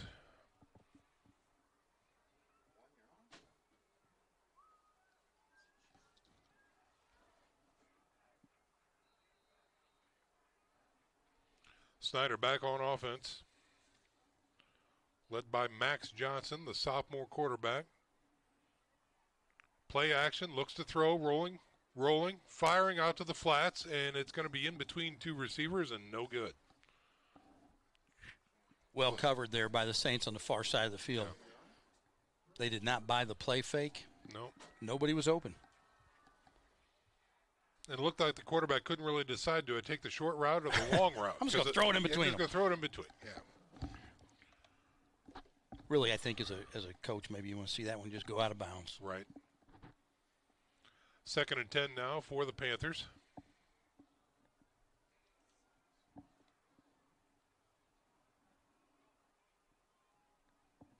Breaking it outside, still on his feet, going sideways, still trying to find some room. Scrappy little run that time, taking it out to the 21-yard line.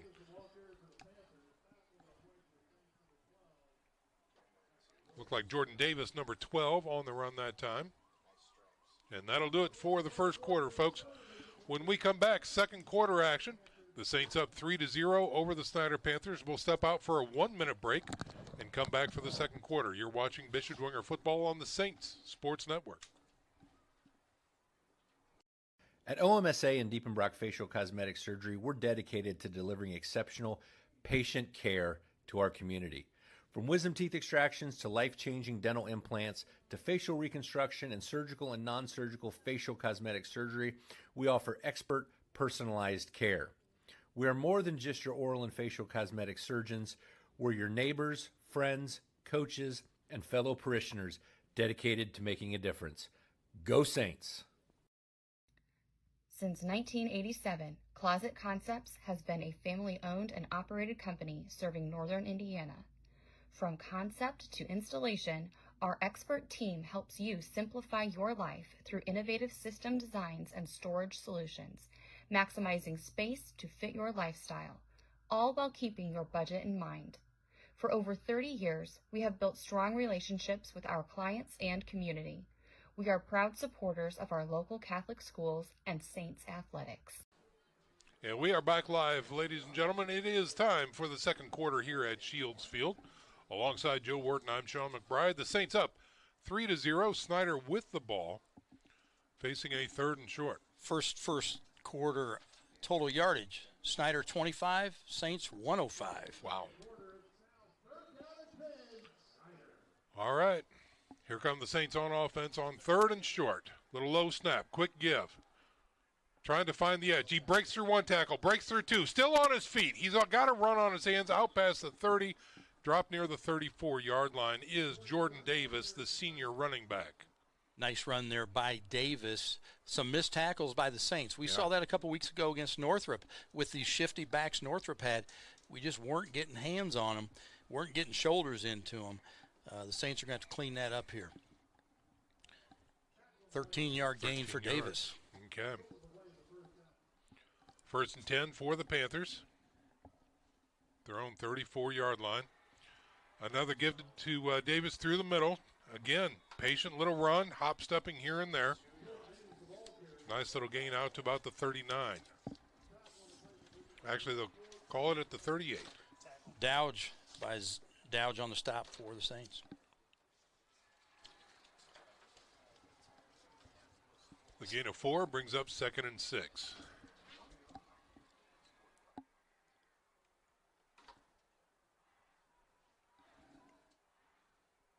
Single setback, offset to the right side. He looks to throw. Fires out to the flats. He's got a man. He's got blockers. He's got the first down and more. Into Dwenger territory. Wrapped up and knocked out of bounds inside the 40-yard line. Well-designed play there by Snider to throw it out, and there was a posse in front of that. Do we have a number on that receiver over there? Number 3, that's Wade Rains. Yeah, Wade Rains. He's a playmaker. Here's your Air X-ray. He seems to be the go-to guy. Air X-ray replay right here. Kind of a well-designed deep screen, Joe. Yeah, wide screen to the receiver.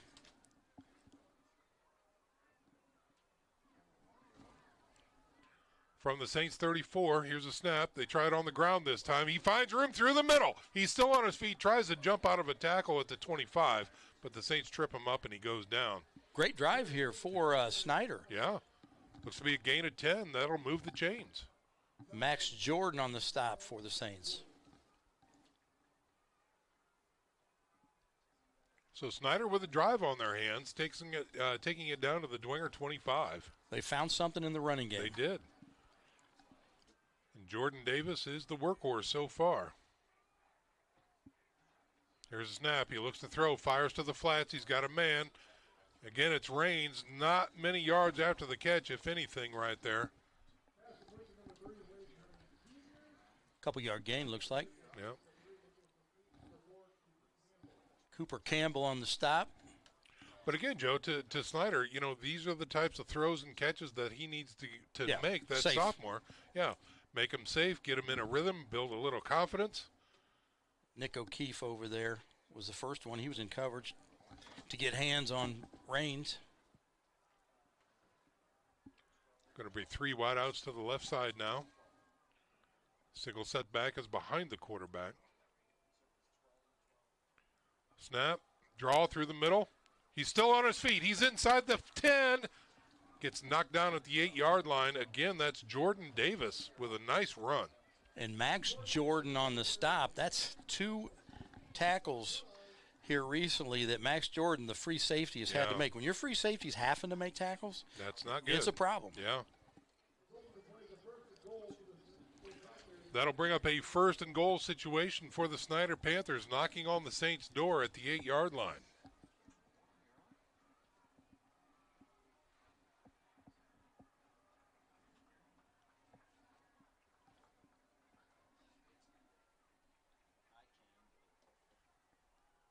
Quarterback keeper around the right side. He's going to be in. That is a touchdown. Great play call there by the Snider Panthers as number 17, Max Johnson, the sophomore quarterback, runs it in for an 8-yard score.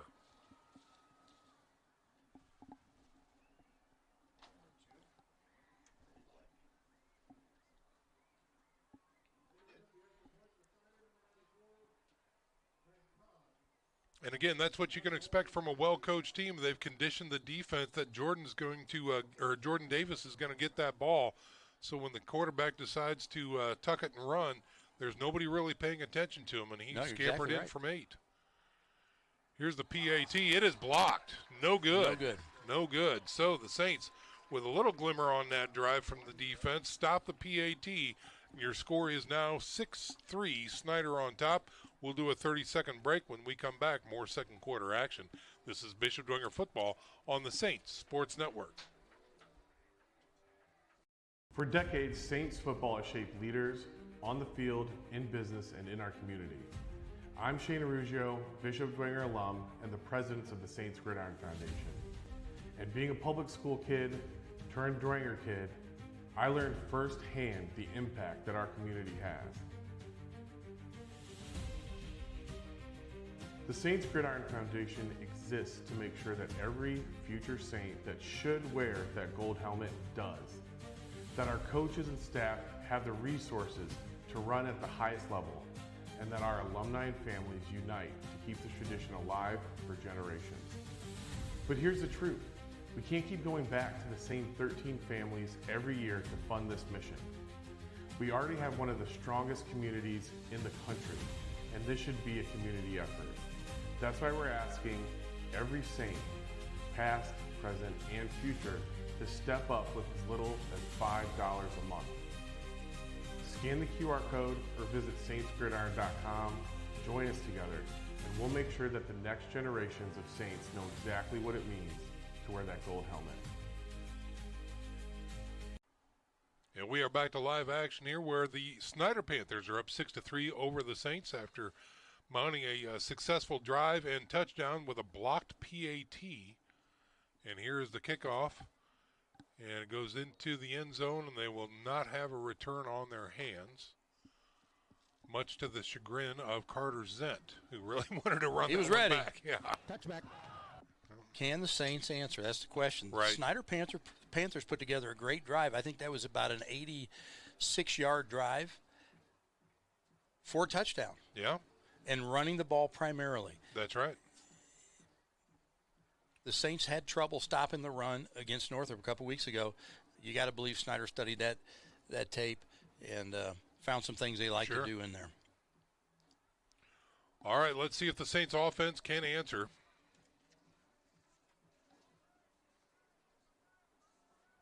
Jordan's in the shotgun. Spread the offense out. Here's a snap. Quick slant. Russell catches the ball.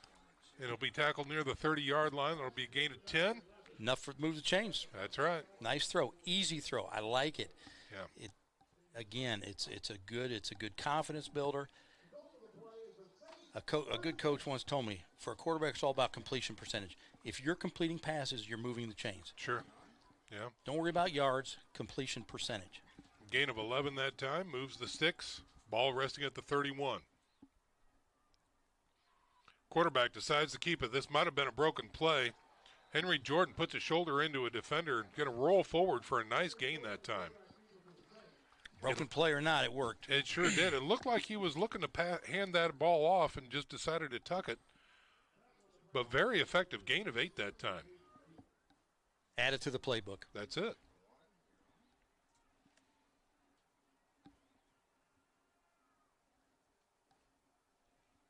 Ball at the 38. Here they come. That's it. Yeah. They swarmed right in and stuffed him. Listen, every short yardage situation, they're bringing it. Yeah. Okay.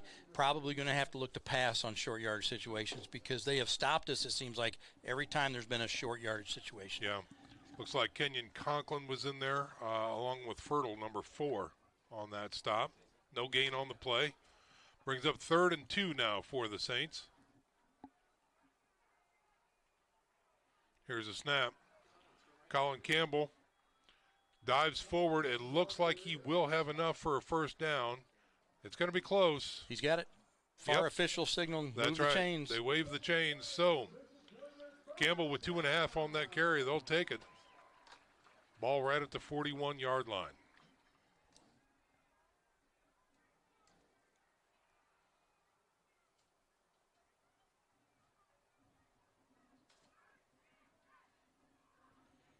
End around, left side, has room, puts his shoulder down, hammers the defender.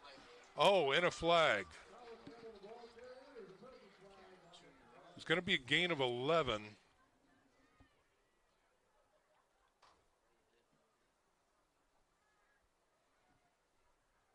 As the officials confer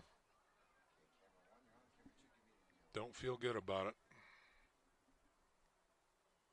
Oh, personal foul against Snider. Okay. Do you feel better about it now? Well, I guess, yeah. Here's the call. Dead ball. Personal foul on the defense. Resolve the play as a first down. All right. 5, 10, 15, 13. That's a 15-yard penalty right there, taking it down to the 33-yard line of Snider. So the Saints responding. Penalty surely helps, but that would have been another first down on that run anyway. So here we go, in Snider territory with a fresh set of downs. With split back, second man through. He's got room. He's through the middle. Stiff arm down inside the red zone of the 15. Counter tray. Is A.J. Shefferly on the carry. You'll see here on the replay, you'll see the left guard and tackle. They pull around to the right side, and Shefferly just snuggles in behind them. Great execution. For a 19-yard gain. Great execution. Here comes your look at it right here from Air X-Ray. Second man through, they pull. Fantastic run that time. Back to live action, 1st and 10, inside the red zone. End around, left side. Colin Campbell getting close to the end zone, down to the 1-yard line. Saints have struggled with one to go, Sean. That they did. What do you see here? No dog pounds coming in. No. O-line so far exerting their will on those two runs especially right there. Hands on hips for the Snider Panthers. You're starting to see some of that. Yep. Split backs for the Saints. 1st and goal from the 1.5. Here's a snap. Campbell can't find it that time. No gain on the play. These short yardage situations. Here's Joe, the dog pound. Snider's right there. Here they come. Number 23, number 24 coming in for the Saints. Number 6, Dougie Henry, Gunnar McCarthy, Houston Ellinger. This is the direct snap to Ellinger, and he picks a side. I like the right side here. Here's a snap. Oh, ball's on the turf. He's going to run to the right side. He's got a man to beat. He has an open field. He's at the 5. He's into the score. Put that one in the score in the playbook too. Wow. Houston Ellinger with a singular effort outruns the defense and puts 6 on the board for the Saints. 6 points on the board, about 6 gray hairs on Coach Garrett. That's right. All right, Brian has it queued up. Here's your Air X-Ray replay right here. As you can see, it was just a fumbled snap, and he just outruns the defender on the edge. He's got some downfield blocking. Great block out there. Yeah, absolutely. Was that Danis? I think it was. 18. Yep, Thomas Danis. There you go. Don't give up on the play. That's it. Lucas Wynn caps this one, and it's good. 7 points on the board for the Saints. 10-6 is your score with 5:22 remaining. Our 30-second break is right now. You're watching Bishop Dwenger football on the Saints Sports Network. Buchanan, your career moves with purpose. Start strong with a position in sales, admin, accounting, operations, or as a truck driver or mechanic. We recognize when you go above and beyond. That's why we offer competitive benefits, health coverage, and retirement plans. We provide the training and support you need to succeed. Community isn't just a value at Buchanan, it's an action. So if you're looking for more than a job and you want a career that grows with you, then discover the Buchanan Advantage.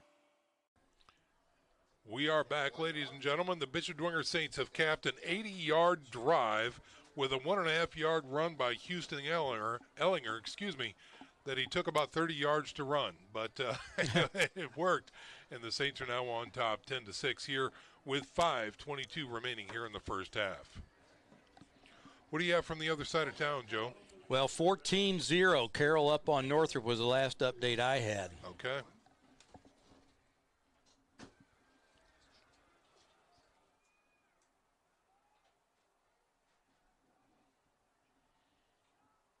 Lucas Wynn ready to kick this one away. He is a lefty. Oh, golly. Not good. Not good. Offsides. Offsides? Yeah, it was offsides.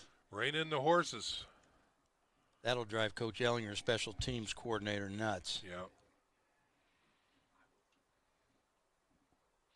Well, while the Saints reset, let's talk a little bit about Air X-Ray.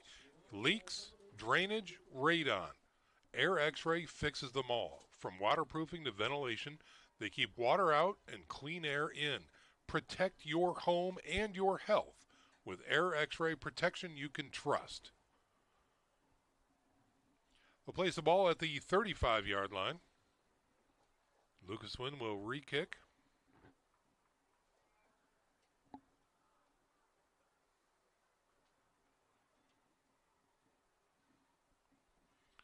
It'll be interesting to see with Snider if, in fact, they go back to that run game, which, of course, they will, if, in fact, the Saints make some adjustments on defense, whether it's personnel or scheme. I don't know. But the Snider Panthers back on offense, they had a successful drive, put a touchdown on the board, and they're coming up next. This one can be returned from the 2.5-yard line. He's got some room through the middle. He's past the 30 and finally taken down near the 37-yard line. Looked like Thomas Danis there, or maybe Parrish, Jackson Parrish on the stop. Okay. 34-yard return. Plenty of time left here. Hunter on the return that time. He's a sophomore wearing number 22, 6'2", 180 pounds. Snider comes out with excellent field position, ball resting at their own 38-yard line to start this drive.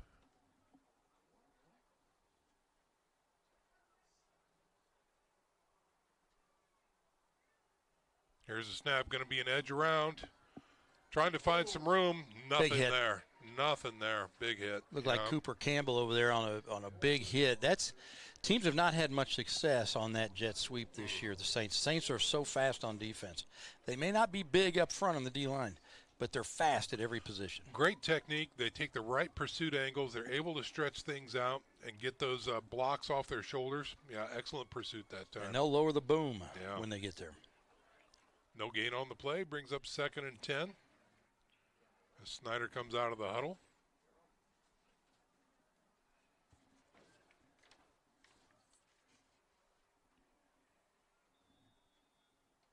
Timeout on the field, called by Snider, I believe. So Snider blows their second timeout right here on 2nd and 10 with 4:28 remaining in the second quarter. We'll step out for a 30-second break. This is Bishop Dwenger football on the Saints Sports Network. Welcome to Air X-Ray, your best solution for indoor air quality. Start protecting your home with our interior and exterior waterproofing services for basements and crawl spaces. Prevent moisture, mold, and flooding, all while improving the air quality in your home. Visit airxray.com or call us at 260-407-1022 for a healthier home today. Gentlemen, after the timeout is over by the Snider Panthers, their second of the half. They're facing a 2nd and 10. Man in motion now. They fake it to him. Look to throw backside. He's got a catch on his hands. Not much afterwards, as a gain of maybe a couple. Let's check in down on the sidelines with John Kelty, who's got some updates from around the area. John, what do you have? Thanks, Sean. Wayne and Lures. Wayne's up 7-3. East Noble up 13-0 on New Haven. Leo up 23-0 on Columbia City. And Southside up 21-0 on Concordia Lutheran. And then the one we're all looking at, Joe mentioned, Carroll up 14-0 on Northrop. All right, great stuff, John. Thanks very much. Did he say Wayne was up? Wayne was up. They haven't said, those words haven't been spouted off too much this year. Wayne over Lures so far. Wow. On 3rd and 7, Snider has some pressure. He's got a dump valve and immediately hit and knocked out of bounds for no gain on the play. Heads up play by the linebacker right there. Was that Henry? Another flag comes flying out. That was an outstanding play by Doug Henry. And then somebody over there, said something Yep. and ended up with a flag. I think it's going to be on the Saints. I think you're right. Someone's using their mouth instead of their body to play, and it caught up to them. And let me tell you this, Kirk Tittman over there loves to work the officials and get yeah. in their ear and try to get them to throw flags. I mean, that's his MO. Yeah. Well, let's see what the call is. Here comes the white hat from the meeting.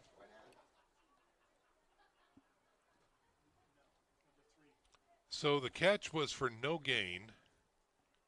Stick says 3rd and 7. Here comes the call from the white hat as the Saints move backwards. Dead ball, personal foul on the defense. The player is ejected. Oh, wow.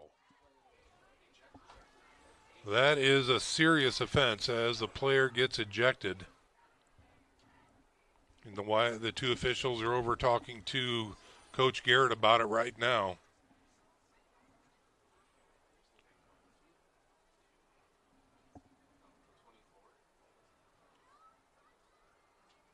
As we make a defensive substitution.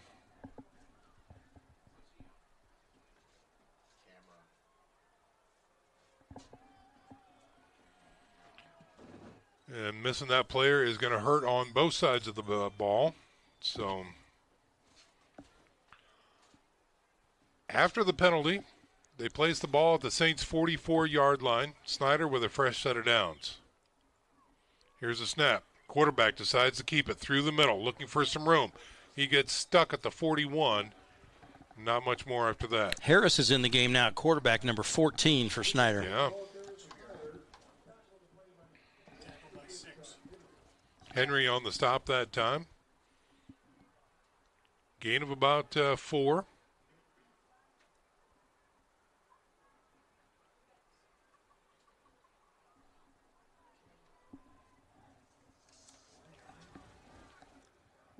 Jalen Harris, he is a junior quarterback, 5'10", 160 pounds, wearing number 14. Here is the snap. He is out. That time again, back to the starting quarterback, Johnson. The run through the middle is going to get him a few more yards, bring up 3rd and 4 at the Saints' 38-yard line.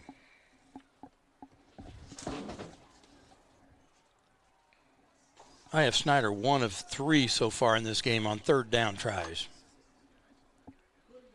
This is going to be a big one because they're outside of field goal range and they've got 4 yards to go. It's not automatic here. Max Johnson again, the sophomore quarterback, back in at signal caller. Single setback is Davis. Looks to throw on play action. Looking, firing through the middle, over the head and incomplete of his intended receiver. He had a shot at it, but it was just too tall for him. Pressure on the play applied by Casey Piper from his middle linebacker position. Laid a hit there on Max Johnson as he threw the ball. Liam Moore, the intended receiver that time. The incomplete pass brings up a 4th and 4, and it looks like the punt team is coming on for the Snider Panthers.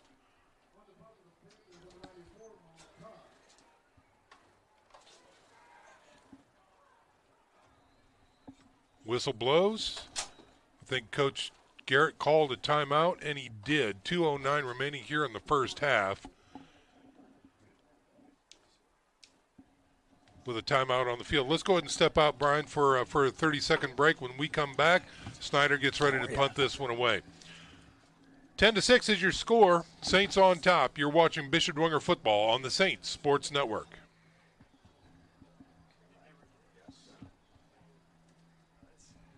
I think it was McCarthy. Yeah, it was. Gunnar McCarthy. Yeah.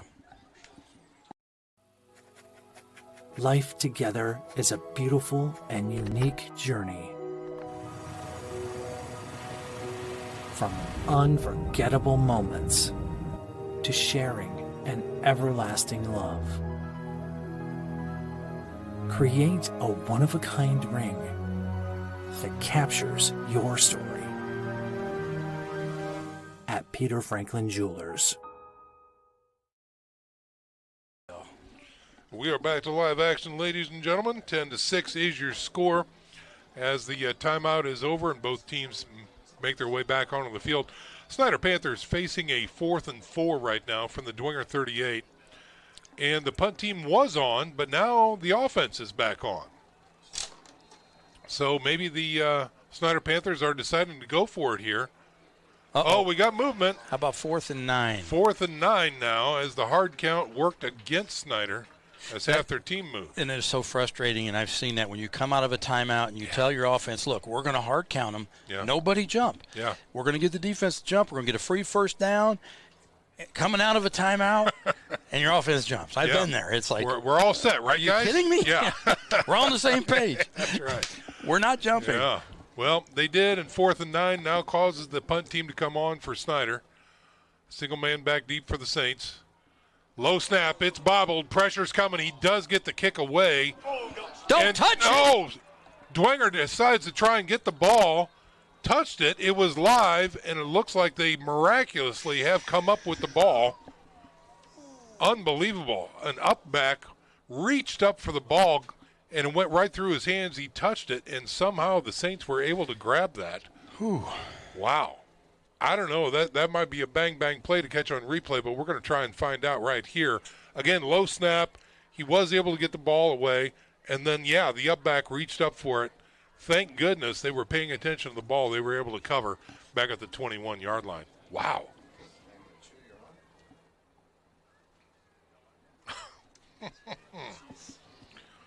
Dwenger Snider, here we go. Let's not forget their kids. That's right. Let's not forget. 2 minutes to go here in the first half. Can Dwenger stretch the lead going into halftime? Here's a snap. Jordan looks over the defense, has time, fires out to the flats. He's got a man. It is caught. Pushes forward, gain of about 9 that time, close to the 30-yard line. Clock will continue to run. Thomas Danis on the catch that time, I believe. Yeah, 16. Yep. No, Danis is 18. Thomas Danis. No, 16 is not a receiver. Okay. So it was. Those jerseys roll up on him. They do. I can't. Yeah, but it was Danis on the catch. Yep.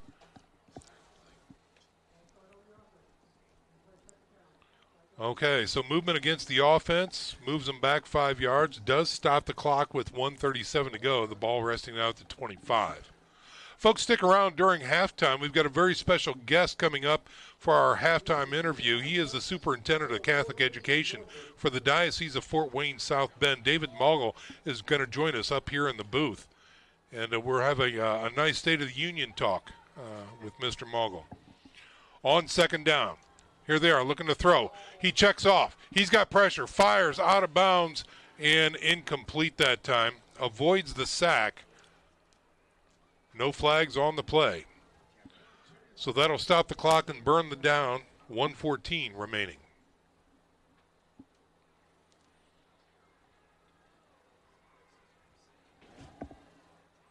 Really hope that the Saints would put something together here from a 2-minute drill perspective, Joe. Well, from the first pass with 8 yards, but then it's funny how penalties can just rob your momentum. 3rd and long here for the Saints. He looks to throw, fires, incomplete, and no good. A lot of pepper on that ball. Yeah, dangerous pass there. A Snider defender dove for the ball, trying to get that interception, and was just out of his reach. Very dangerous. So a quick 3 and out for the Saints. And Lucas Wynn will be on to launch this one away and give the Snider really good field position here. Snider will have a chance here before half to get some more points on the board. I believe they've got 1 timeout remaining, and they're going to have a short field in front of them.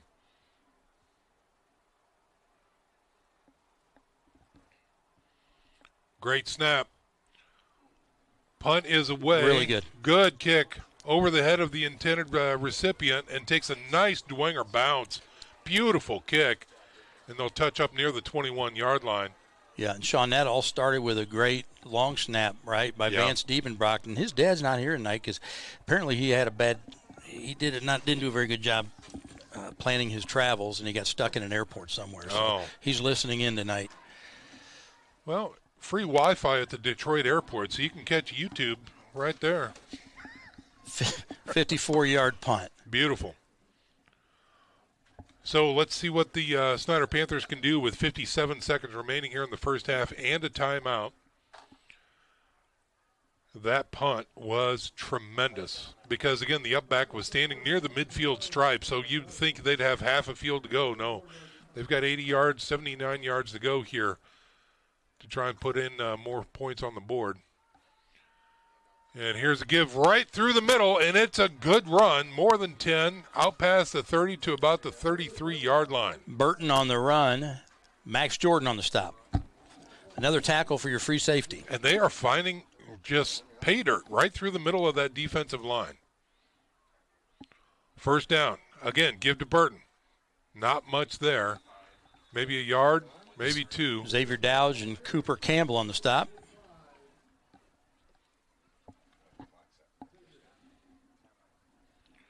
I believe that will be their final Snider timeout. burns their final timeout. Well, folks, the Oral Surgery Group and Diepenbrock Facial Cosmetic Surgery are your trusted experts in wisdom teeth removal, dental implants, and facial cosmetic rejuvenation. That's OMSA, a proud supporter of the Saints Sports Network and Bishop Dwenger High School.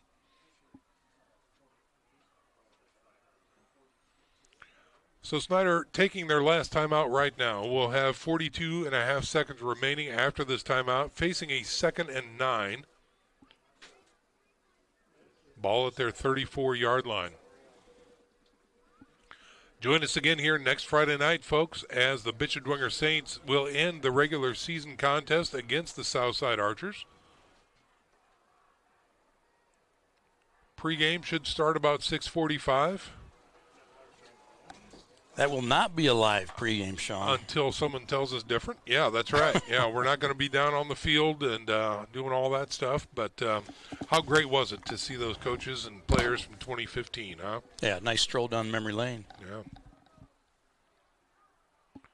Here's 2nd and 9 for the Snider Panthers. Trips package to the right side. Here's a snap, play action, throw over the middle. He's got his man. Oh, he couldn't bring it in. Intended receiver that time was number 23 for the Snider Panthers, and he just couldn't keep his hands on it. That was Cason Warfield. The sophomore, Cason Warfield. Yeah. Good pass. Yeah, catchable for sure. He tried 3 times. He had 3 shots at it. All right, so that burns it down. 3rd and 9 coming up, taking some time off the clock, not much.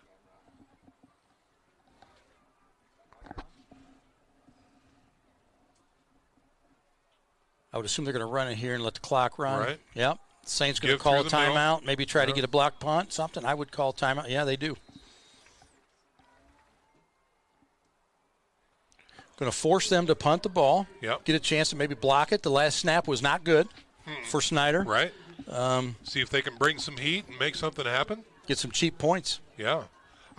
Let's think about that. If, in fact, something happens near the 30-yard line, that is within his range. For sure. So, Lucas win. Yeah. For sure. Snider facing a 4th and 5 right now with the ball resting at their own 38-yard line.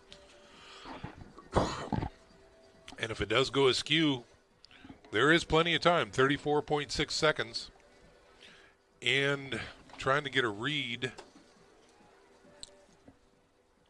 Both teams are out of timeouts now, is that correct? That's it. Zeros. Yeah. Okay. So the Saints may have to get creative on clock management here. But let's see here. Beckham Russell back deep at his own 30-yard line. It does not appear that the Saints are setting up for a block. I don't know. They got 3 bunches out here on the edge. Let's see what happens. They do get the kick away. Oh, it's a nice kick. You have to return this one. Yep. Oh, he drops the ball at the 25. He's hit immediately and smothered. So he does maintain possession. But Beckham Russell, he took a beating on that one. Yep. And he is still down. Micah Moore on the tackle for Snider. He's slow getting up. 37-yard punt.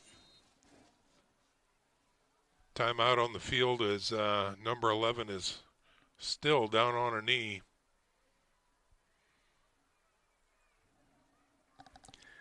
Yeah, they're going to ask him to come off and get checked out. If I'm the Saints, I just run the ball and get into halftime. Call it good. Don't take any chances down right. here. Yep.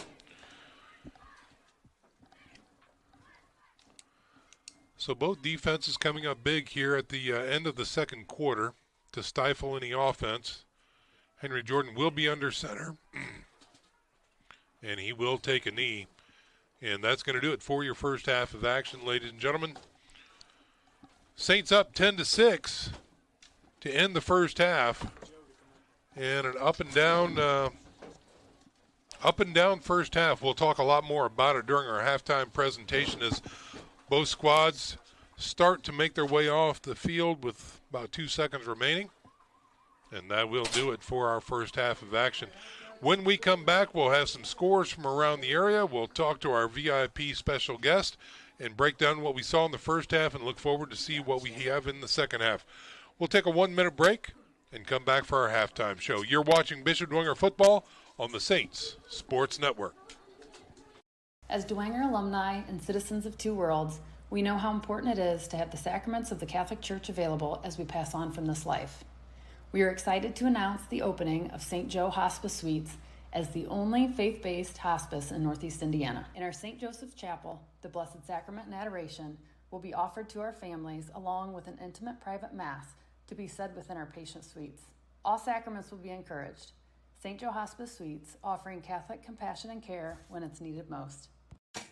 The Bishop Dwenger Saints are heating up the field, and Masters Heating, Cooling, and Plumbing wants to make sure your home is ready this season. Get the MVP of home comfort, a super tune-up for just $69. And here's the game changer, free duct cleaning up to 16 openings when you purchase a complete system. Need more? It's just $30 per opening after that. Protect your home turf with Masters Heating, Cooling, and Plumbing. Proud supporters of Bishop Dwenger football. Go Saints!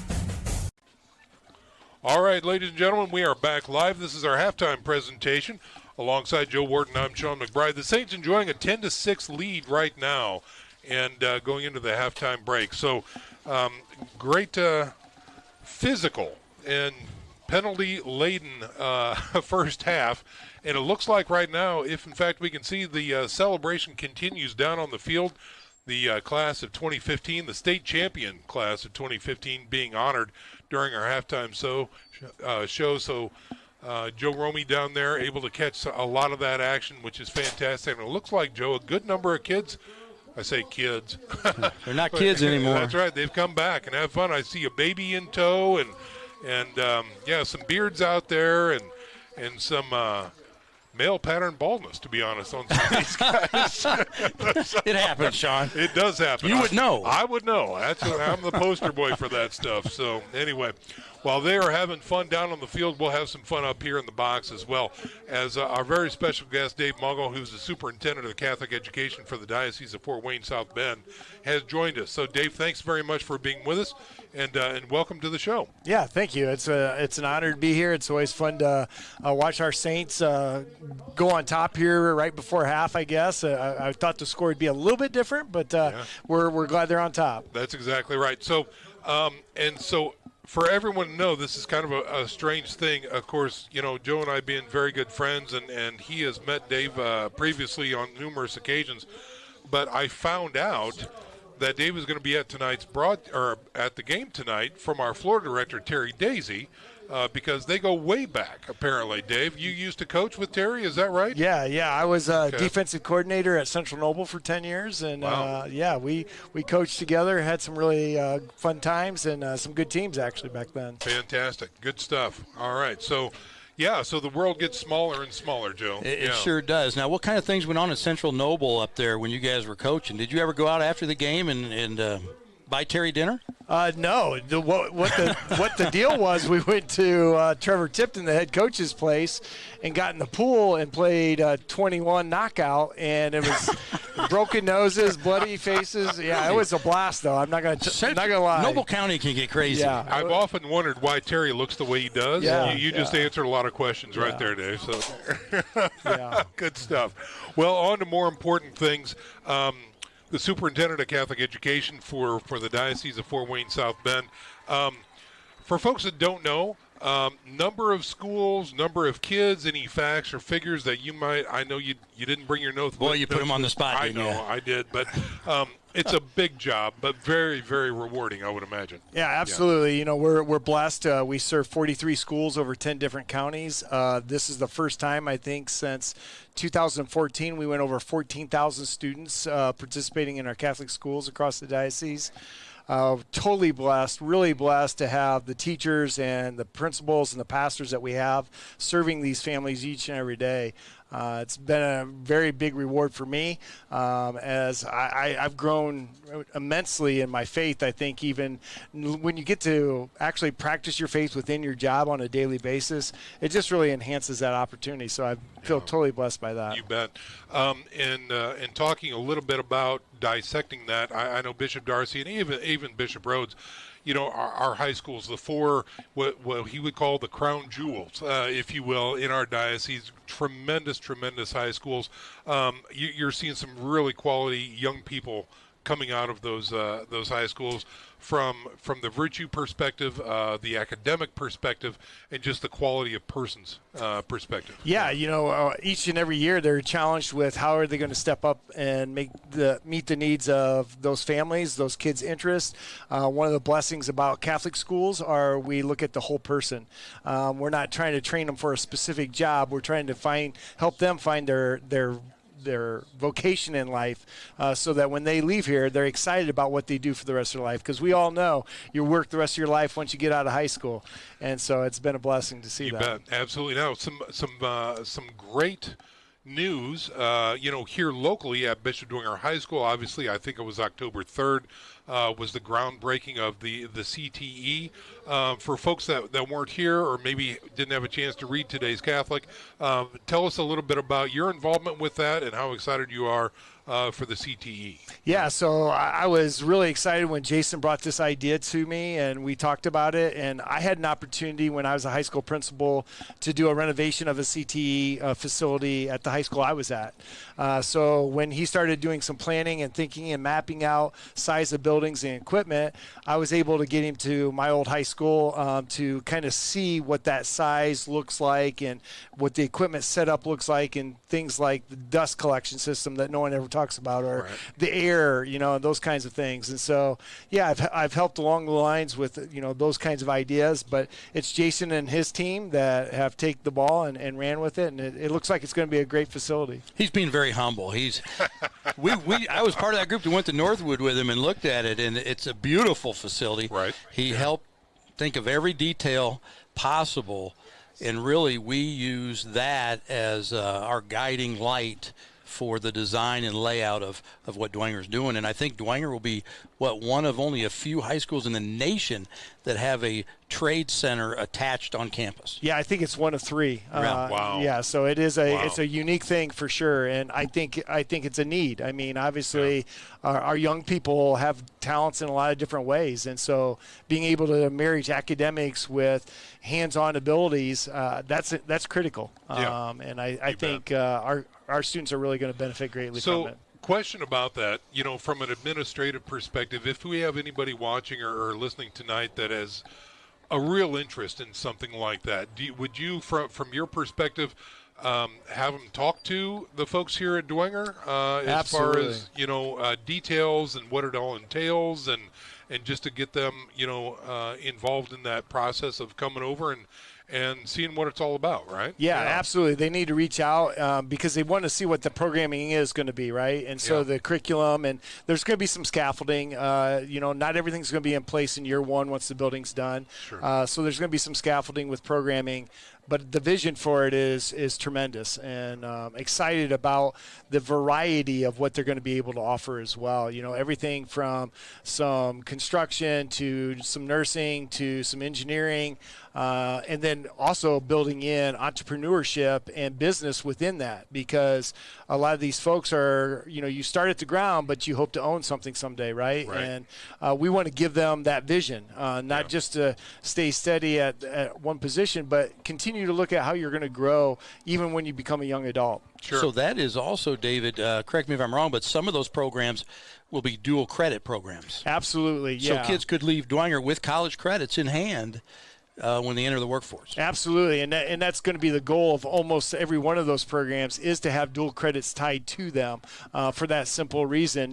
Going into a journeyman's program, getting some dual credits prior to that is really going to enhance their ability to get through that program. Fantastic stuff. In case you're just joining us, ladies and gentlemen, we're speaking with Mr. David Mogul, who is the Superintendent of Catholic Education for the Diocese of Fort Wayne, South Bend. Dave, how long have you been with the diocese now? It hasn't been long, right? No. Okay. This is the start of my 5th year, the start of my 3rd year as superintendent. Okay, good stuff. Yeah. Tell us about the cabinet meetings. The cabinet meetings are great. They're great. I say yes, and we go on, right? They won't go any further than this room. Yeah, that's right, yeah. I've been in a few of those. So you just nod your head, and it's over, Yeah, that's right. Good stuff, yeah. A little bit about personal life, married, single, kids, where are you at with that whole thing? Yeah, so we're kind of in transition. All 3 of our young men are gone and out of the house, and we have just sold our place in Wakarusa and currently are in the process of building a house in Albion area out by Channel 8 State Park. Oh, okay. We have some acreage out there, and we hope to be out of a friend's basement. We've been there for about 7 weeks now. We're hoping by Thanksgiving we'll be in a house. So, okay, yeah, good excited. stuff. So on Sundays we could probably see a Blessed Sacrament, right? Absolutely, okay. yeah. We were there when we were in Albion the first time, and Blessed Sacrament is our parish that we've always enjoyed. Our kids did some Sunday school stuff there, and we really do like that. It's a little different today than the old grocery store, right? Yeah, exactly. We come back and we're like, hey, where's the IGA store? You know what I mean? So it's exciting to see the beauty of that church. It's just enhanced everything, and they just celebrated 150th anniversary last week or the week before. Okay, yeah, good stuff. We're going to let you go soon, but State of the Union, Catholic education, you're feeling good, you're strong. Are we growing? Are we shrinking? How are things on the day-to-day? So overall, there's some definite growth overall. There's pockets where we really need to figure out how we're going to come alongside some of these parish schools that are smaller. We have an enhanced approach with SGOs. So we hired a development director for SGOs who is doing a lot of outreach this year, getting to know parishes, getting to know pastors. We're doing our first program actually tomorrow night. Me and the director are going to St. John the Evangelist in Goshen, and we're going to present to a group of people there about how the SGOs work, how it can enhance the ability to support families in need if they want to attend that school. That's going to be another big push that we're going to have probably for the next 3 to 5 years. Now, not to take up too much more of your time, but you use the term SGO, Scholarship Granting Organization, as far as that goes, but everyone should really know about that because there's really opportunities for everybody. Absolutely. It doesn't have to be, you don't have to be a CEO, you don't have to be a president, you don't have to, you can just be someone with a big heart that wants to give, right? Absolutely. Whether it's $1,000 or $10,000 or $100,000, that tax credit is back at 50%. So, whatever you give, you get 50% of that back on a tax credit. And like you said, it doesn't matter the amount. All of it works towards helping a family in need be able to afford going to a Catholic school, and we're excited about it. Absolutely. Good stuff. Well, Dave, I can't thank you enough for being with us tonight, and enjoy the rest of the show. Yeah, thank you. Thank you, guys. Absolutely. It was great being here. Good stuff. David Mogul is the Superintendent of Catholic Education for the Diocese of Fort Wayne and South Bend, and we're honored that he's been our guest tonight. We're going to go ahead and step out for a 1-minute break. When we come back, third quarter action is right around the corner. This is Bishop Dwenger football on the Saints Sports Network. Tippmann Group is a family-owned business that's proud to call Fort Wayne home. We build cold storage facilities all around the United States, run one of the largest cold storage companies in the nation, and lease office space in Fort Wayne, like inside the Lincoln Tower. Hi, I'm John Tippmann, president of Tippmann Group, and our family has been part of the Bishop Dwenger family for many years. We are a proud supporter of Dwenger Athletics. Go Saints! From Italian classics at Salvatore's to sizzling fajitas and bold margaritas at El Azteca, premium steaks seared to perfection at Shorty's, or the freshest seafood at Paula's on Main, and of course, the iconic Powers Slider. Proud to be locally owned and operated, the Salvatore's Restaurant Group provides unique dining experiences crafted with passion right here in Fort Wayne. Wherever you join us, it's always our family serving yours. What do you want to talk about? You don't want to talk. Terry can do stats. Oh, turns out we're back. All right. Terry Daisy is with us tonight, and let's see. I think, did I unplug it, Terry? I think No, I might that's have. no, Oh, that's, okay. You're using Joe's. Good yes, stuff. yeah. All right, Terry, run us through the numbers real quick. Well, just real quick. Total yards, Snider 130, Dwenger 178. Passing for Snider's 43, 54 for the Saints. Conversions, third down, Saints were 2 of 11. I'm sorry, Saints were 1 of 5. Snider was 2 of 11. 9 first downs for the Saints, 7 for Snider. Let me, sorry, I got to switch pages here. I can get you some. For Bishop Dwenger, Henry was 6 of 10 for 54 yards. Rushing, A.J. Shefferly, 8 rushes for 74. You had Campbell had 8 for 35. On the Snider side, your top people, Max Johnson was 4 of 9 for 43. Rushing, Jordan Davis was 7 of 45. Burton was 7 for 30. All right. Good stuff, Terry. Thanks very much. We're going to check in with John down on the field and see if he can't get into Coach's ear and see what he has to say for a halftime update. But in the meantime, we've got about 40, 45 seconds to go before they reset the clock and get things underway. But we'll wait to hear if John can get with Coach sometime soon. Folks, Ziegler Auto Group is proud to fulfill our mission right here in Fort Wayne. Our family providing your experience with the ultimate automotive experience. That's Ziegler Automotive. That's that brand new Subaru shop right at the corner of Lima and Coliseum. Big, beautiful expansion right there. They clean up the sidewalks and roadways, so it's all good there. Let's see if John is with Coach down on the sidelines. No, he's not, apparently. Hey, we were cutting a little close to the start of the second half, so I didn't want to bother Coach Garrett, but it seems like the message at halftime was it's all about willpower. This is a rivalry game, no doubt about it. Exert your will, keep taking care of the football, get the offense going, and then clean up the penalties was that message. Yeah, absolutely. Good stuff, John. Thanks very much for that. And I would call that a great message, Joe. Did we track penalties at all in the first half? Do we know? Yeah, penalties. I don't know if you did or not. I don't pay attention to what you say, Terry. I'm sorry. I'm just teasing. But way too many pieces of laundry on the field in the first half there. And it's a good message. So.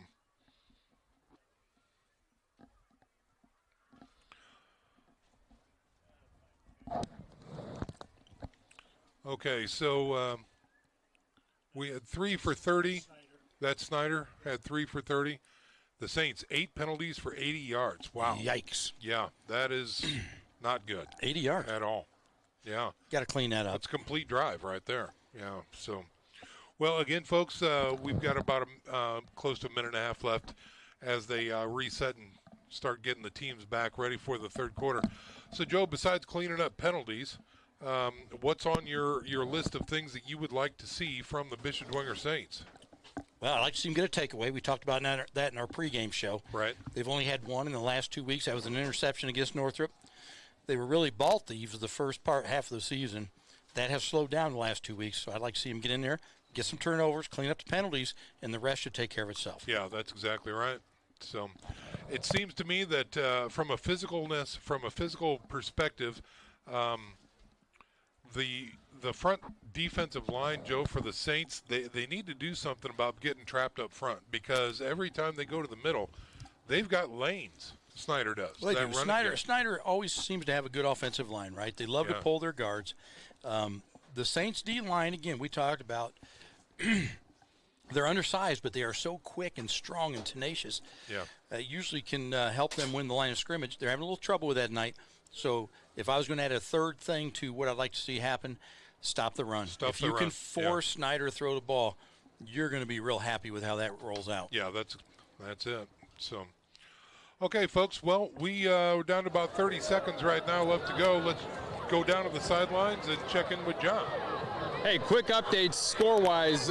Lures is still down to Wayne at halftime, 7-3. And then over at Spolar Stadium, Northrop down to Carroll, 21-7. Carroll's up. Wow. Okay. Thank you, John. Okay. So, if the Saints can hold out here, and the score continues the way it is over with the Carroll Northrop game, this becomes right now a trophy game, Sean. That's it. You know, you got to be able to close out a trophy game. Yeah, 24 minutes to go. Exactly right. Yeah. Okay, the siren has sounded. Snider deferred, so the kick team is on for the Bishop Dwenger Saints as Lucas Wynn will come out and launch from the 40.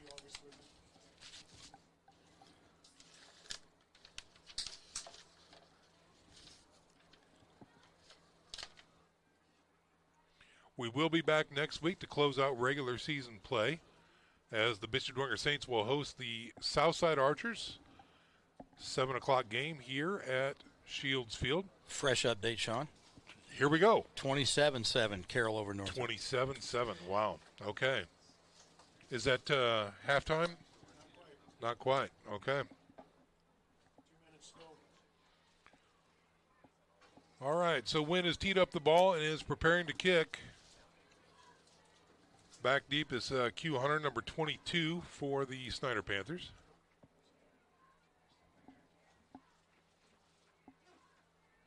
Awaiting the whistle, and we'll be all set to start the third quarter. Whistle is blown, and here comes Lucas Wynn. High end-over-end kick, lining into the end zone, and that'll be a touchback. Here we go. Let's see what kind of adjustments Saints have made to stop that run of Snider and see if we can get a quick 3 and out and set the tone for the second half. Saints defense coming out to start the third quarter. Up front for the Snider Panthers, the Big Uglies, Leland Jen, Sawyer Tipman, Crosby Daniels, Sebastian Lewis, and Connor Bander.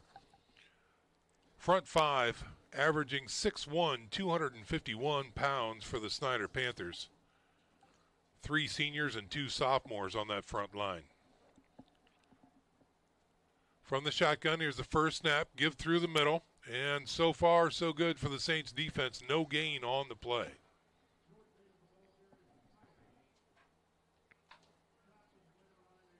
Believe that was Burton on the carry. No, check that, number 12, Jordan Davis. No gain, brings up 2nd and 10. Cooper Campbell on the stop. 3 wideouts left. Single setback. Oh, come on. Saints pull. Let's see what it is. Is it a false start or is it an offside? I think it's going to be a false start. I think the slot receiver. Saints jump, but they were pointing at one of the Snider players. Yep. It is a false start. Yep. I take back that, oh, come on. Take that right back. I think that Sean. was Wade Raines, number 3, who got the yips on that one, I think. 5-yard penalty brings up 2nd and 15 now. Logan Parrish checks into the game for Ellinger.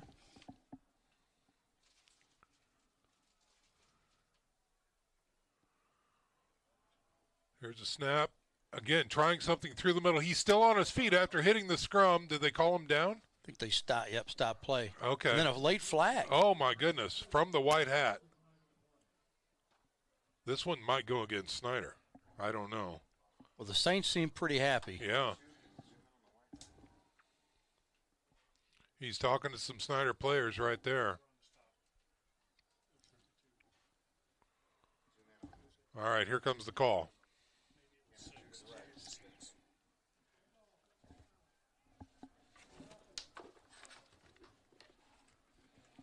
That was a personal foul against the offense. That'll be half the distance to the goal. 20 yards and penalties real quick here for Snider on their opening drive of this second half. Yikes. The player for Snider was called off the field. He's running over to Coach Tittman, and Coach Tittman just points down the field. Yeah. Just keep going. Keep walking. Keep walking. I don't want to talk to you right now. Wow. They are hard at it right now. It's going to bring up 2nd and 23 now for the Snider Panthers in the shadow of their own end zone. Dialing up the pressure. Looks like the Saints are coming off the edge. They throw it out to the flats. It's going to be low and incomplete that time. His intended receiver, again, was number 3, Wade Raines. That was a 3rd down, Sean. This comes up 4th Was now. it 3rd? The scoreboard said 2nd. The down marker said 3rd. Okay. Now it's switched to 4th, and the punt team's in. Okay. I don't blame you for that, Sean. Well, thank you. You were looking at the scoreboard. I was. Yep. So here comes the punt team. Kind of a late substitution. Here they come on their hustle horse. He's going to stand near the back of his end zone. Mag Tun is the punter for the Snider Panthers. 5, 4. Oh, they're going to reset. Now they reset the clock. What a deal. Okay.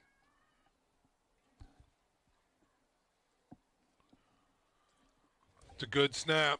Takes his time, gets the kick away. It's a good one.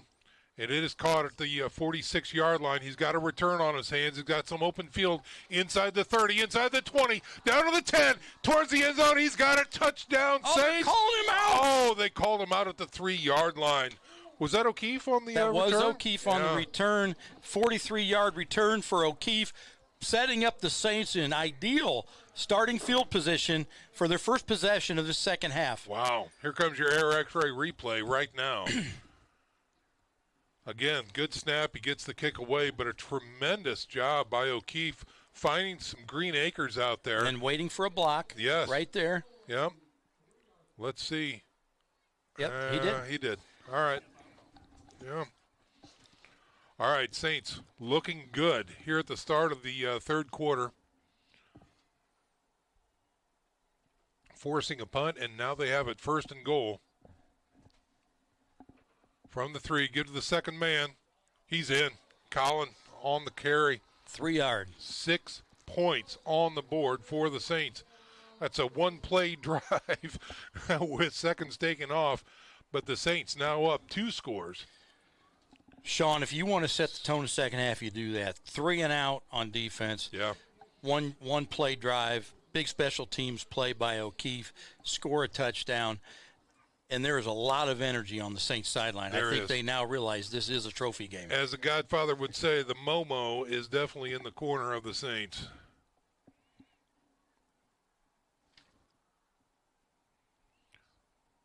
Win with the PAT is up and good. Your score now is 17-6. Saints over the Snider Panthers. We'll step out for a 30-second break. Third quarter action coming right up. You're watching Bishop Dwenger football on the Saints Sports Network.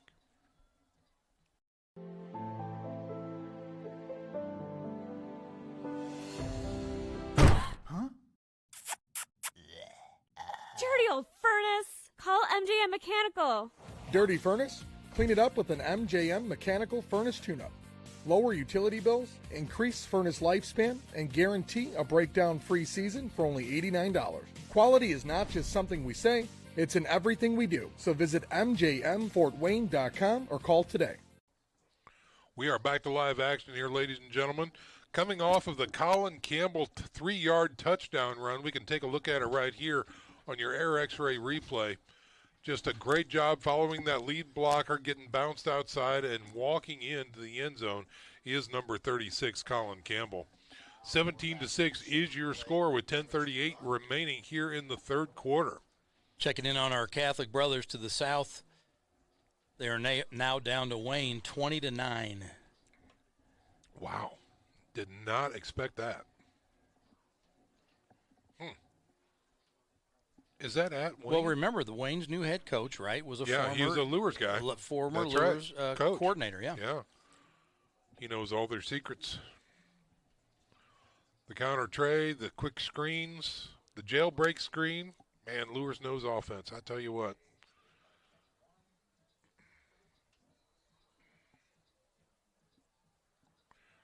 Lucas Wynn puts his left leg into it. This one trailing to the edge, and it will be returned near the 4. He's at the 10, 15, 20. Going down to the sideline, running down the numbers. And he is going to be caught from the back and dropped in Dwenger territory at about the 48-yard line.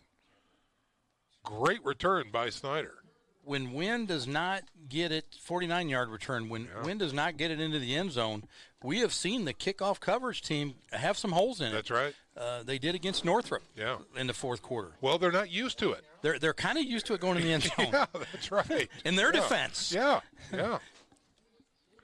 Wait, we actually have to do something? Oh, okay. All right. Well, Snider with that 49-yard return puts the ball in Dwenger territory at the 48.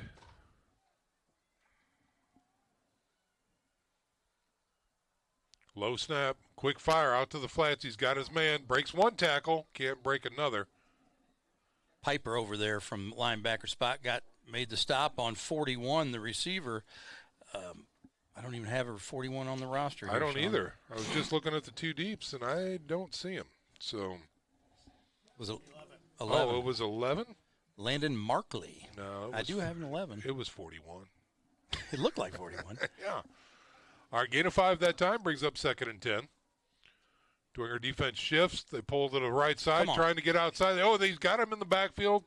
Good stop that time. No gain on the play. Shefferly on that on the attack. Shefferly and Henry, I believe. Yeah. Good backside penetration that time. Well, when they run that counter trey and they pull people, you're supposed to chase them. That's it. Get right behind that guard and chase him. He'll take you to the back. That's where the running back's going to be. So no gain on the play. Brings up 3rd and 5.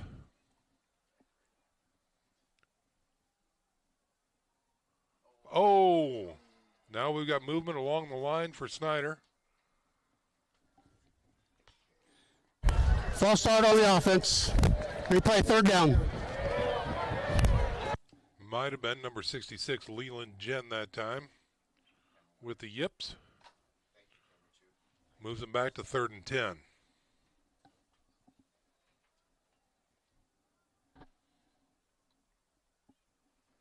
Max Johnson's number 17 still in there for the Snider Panthers.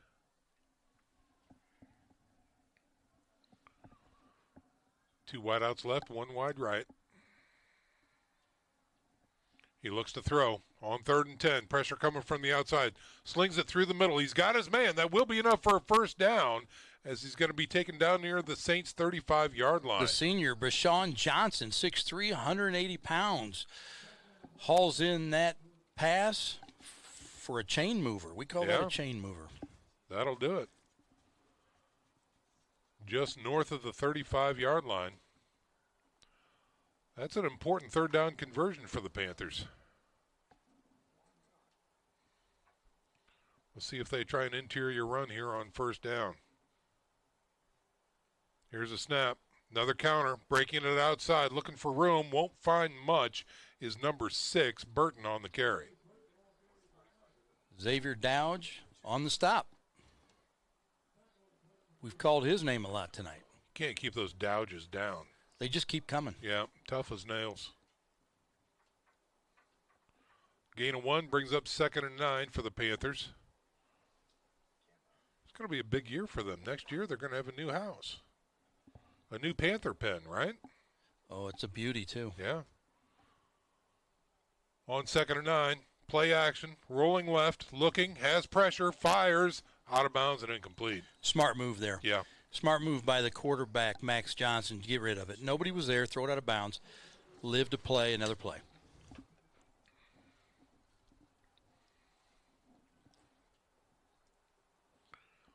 Defense is stiffening for the Saints as they are looking at now a 3rd and 9 for the Panthers. The 2nd straight 3rd and 9 the Panthers have faced here. Yeah.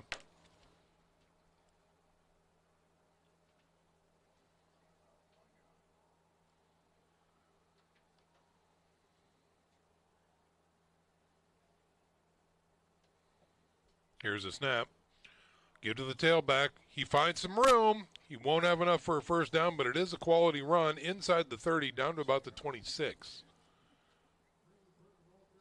Nice run there for Burton. Yeah, it's going to bring up 4th and 1 for the Panthers. 4 down territory for the Panthers now as they're down 2 scores, 7:40 remaining here in the third quarter. Earlier in the game when the Saints had a 4th down and 1, the Panthers stopped them. That's right. Now can the Saints stop Snider? Wow. Turtle formation here. Everybody on the line. Ooh, it looked like somebody jumped early. Yeah, I thought so as well. It's going to be close. Saints say no. Terry says no. But what do the officials say? That's the question. They might bring the sticks out for this one. It is very, very close. Quarterback just decides to keep it and dove to the right side. And we've got an official timeout on the field as they will measure.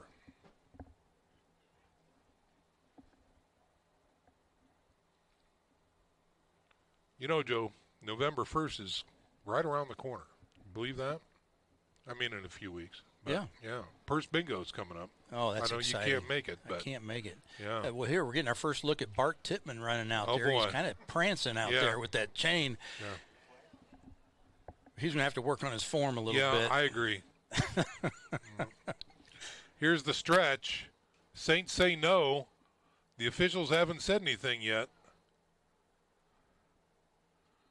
He turns. It's a turnover. Yeah. Saints first hold. Down. Saints hold. Wow. Big play for the Saints Here defense. comes Kurt Tippmann coming out through the numbers. Yeah. He doesn't like there he is. Doesn't like the chain gang, I guess. Well, he's not talking to the chain gang. He's talking to his official, or that side judge.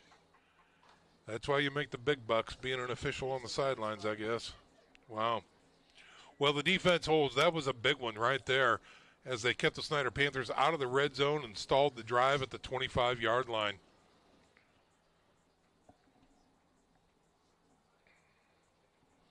All right, Saints back out on the field, led by Henry Jordan, the senior quarterback, 5'11", 180 pounds.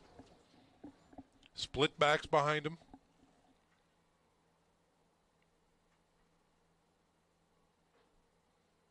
Oh, here's a quick screen, or slant, I should say, out to the left edge. That's an RPO. Yeah. Run pass option. He puts it in the back's belly, and he's reading one person. If that person comes up to play the run, he pulls it and throws it to the receiver. Good read there by Henry Jordan. Clock continuing to tick down.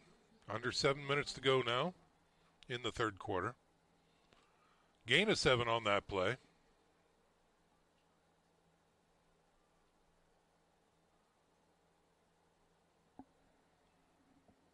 Plenty of time on the play clock. Here's a quick give to Colin Campbell. Trying his way around the left side. Still on his feet. Yeah. Look at that drive. Great effort. Yeah, got a gain of about 5 there, it looks like. He will have enough for a first down, and the chains will move.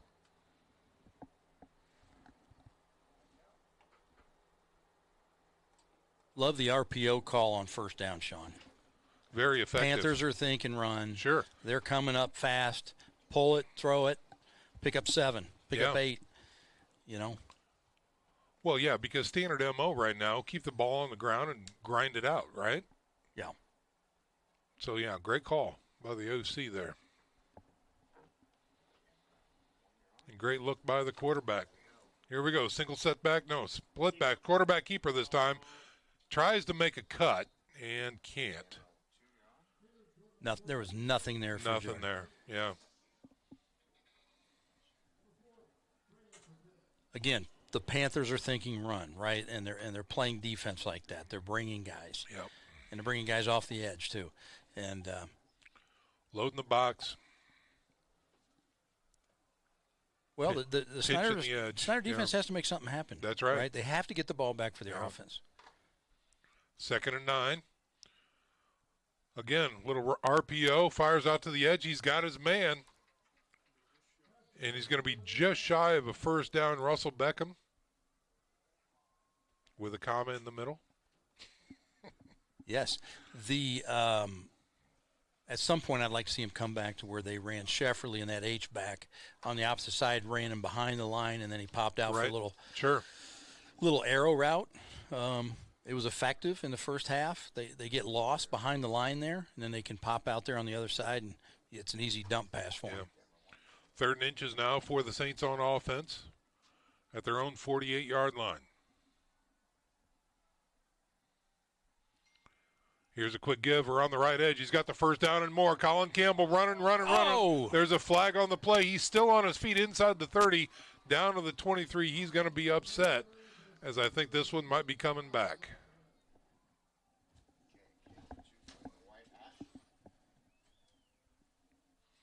We'll see if we can get a look at that that penalty. Talking to Lewis Morris right now. Here's your air x-ray replay right now. Morris is the guy who pulls, stays with his block. Gosh, it looked like a pancake block. Sure I don't know what makes that a hold. I agree. He had his hands inside his shoulders. Yeah. I don't know. Wow. No call yet by the white hat. Is that right? It will be against the Saints. They move it back to the 41-yard line. Holding on the offense. Repeat, 3rd down. Okay. So they erase the first down run by Campbell, and now it's going to be 3rd and 7 coming up for the Saints as the trips package moves out to the left side. Snider shows Here blitz. comes. Yep. Nothing there. Try to screen. Yep, they tried it on the opposite side. Nothing there. He's dropped near the past the 40. Officials literally have to push the Snider Panthers out of the Saints sidelines. Coach Garrett is quite upset. Not sure how there's not a flag there. Yeah. There was 3 guys over there and faces on the sidelines as Dwenger players. Yep. Well, a gain of 1 brings up a 4th and long situation for the Saints, and the punt team is on.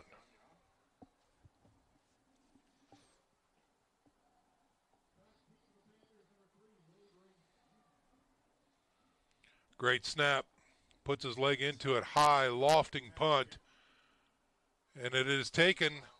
No fair catch called for. No yards after the catch. And he's going to be dropped near the 26-yard line. That's a heads-up play by Doug Henry right there. Yeah. There was no fair catch. Doug knew it.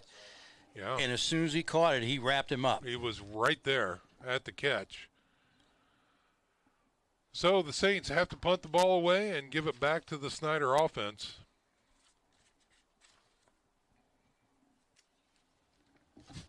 They'll take over at their own 26-yard line.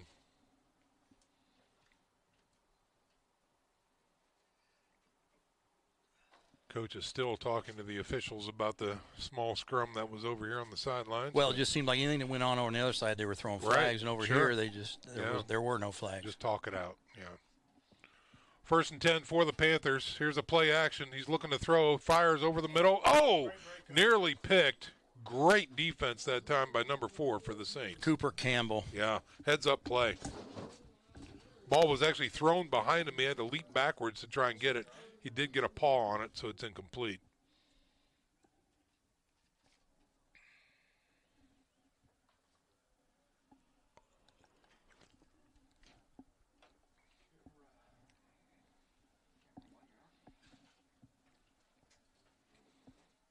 Snider on 2nd and 10. Saints defense shifts, low snap, play action, throws. Got his man in and out of the hands of the intended receiver and incomplete. Parrish on coverage over there. On number 23 was the intended receiver, Cason Warfield, the sophomore. Would have helped, but wouldn't have gotten a first down on that reception. But with the incomplete pass, it brings up a 3rd and 10.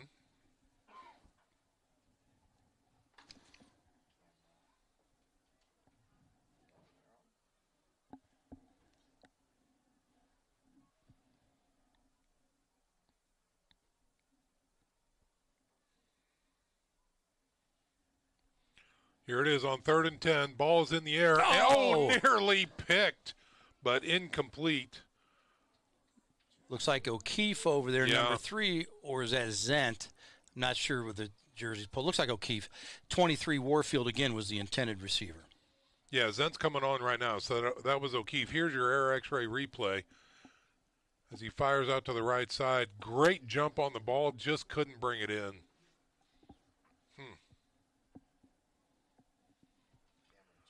So the Snider drive will stall, facing a 4th and 10. Wow, took a long time to kick that one away. It's a good punt. Return is on by the Saints at the 50, the 45, the 40. Just tries to get outside and can't. He'll take it down to the 35. The official is down. Late flags coming out. Yes. Oh, my goodness. Wow. 16 picked up one of the Saints and body slammed him after the play. And Coach Tippmann just got a flag on the sideline. He's out at the numbers. He's past the numbers, yelling at the official. Wow. He's near the hash mark. What a mess. We got a player down way back here in the backfield as well for Snider. Snider's coach, Tippmann, is out across, going to check on his player now. Yeah. But, wow. That was something. All kinds of stuff happened on that play. Good heavens. Now we've got an official meeting down here with the officials near the 40-yard line. Now Tippmann's woofing at somebody over on the Dwenger sideline. Yeah, real nice. Okay, let's check out the flags. 25-yard return for the Saints on that punt by Zent.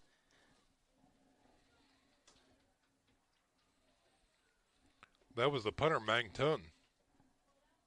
Number 94 getting up late. Okay.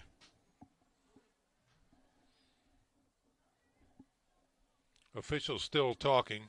The ball is officially resting at the 36-yard line. We don't really know if that means much right now. As the white hat is separated from the meeting, it looks like he's reaching for his microphone and prepared to make a call. We got a dead ball, late hit on White.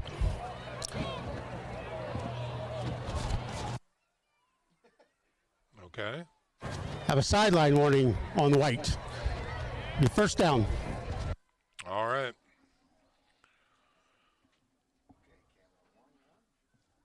Coach Tim is still out at the numbers, still talking to an official.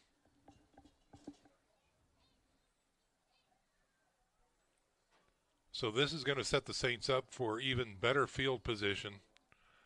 It's a quality return back into Snider territory at the 36. Yeah, they're going to mark this one 15 more yards. Should be the 21. Yep. Great starting field position for the Saints. Yeah. Yeah. Yeah. Twice Special off teams. the penalties. Yeah. Well, special teams. And punt returns and.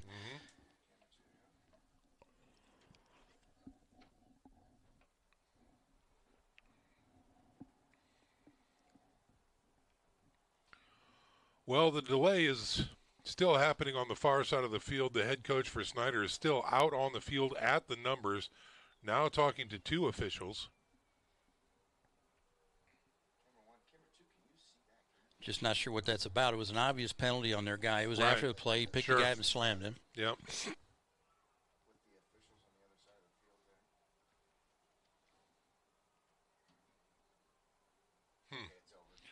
All right. Well, now they got to get the chains in order as the white hat now comes across the field to probably debrief with Coach Jason Garrett. Now they move the chains. 3:20 remaining here in the third quarter. Saints up 17-6. Sideline warning against the Saints now. Wow. And Coach Garrett isn't even on the field. Right. Coach Tippmann comes all the way out on the field, and he gets a sideline warning. Coach Garrett's still on the sideline, and he gets a sideline warning. Jeez.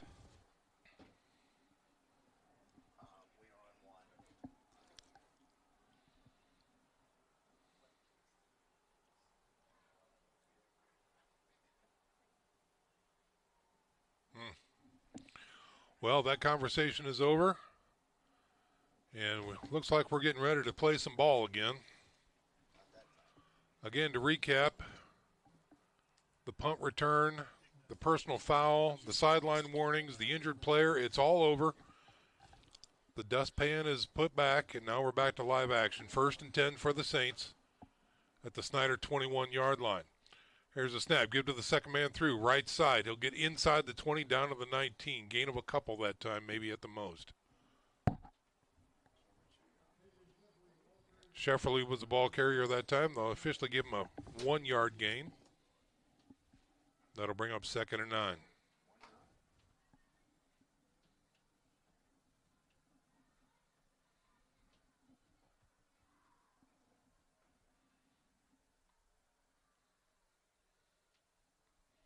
Snider showing blitz.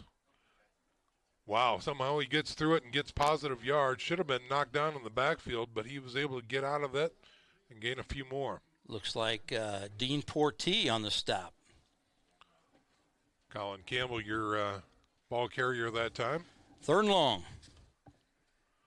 Call it about 7. Will the Saints pass here is the question. They're clearly within field goal range. But we know we'd like to see him get a touchdown. We're in the red zone here.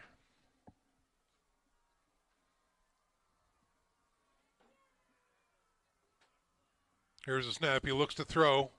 He's got pressure. Gets out of it. Has time. Finally throws out of bounds and incomplete.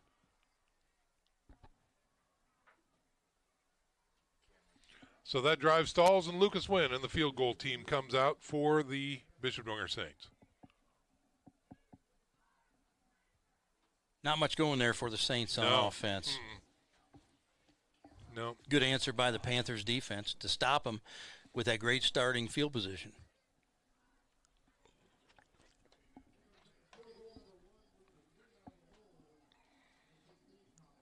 "35-yarder, Sean." That's it.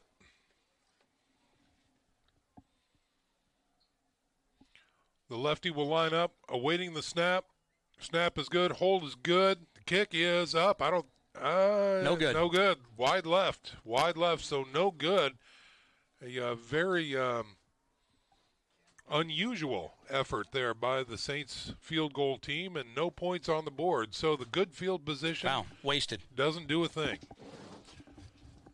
They'll put the ball at the 20, and the Snider offense will come back at it with 1:52 remaining here in the 3rd quarter. It's a long quarter, Joe. Long quarter. Yeah. A lot of talking going on. You bet.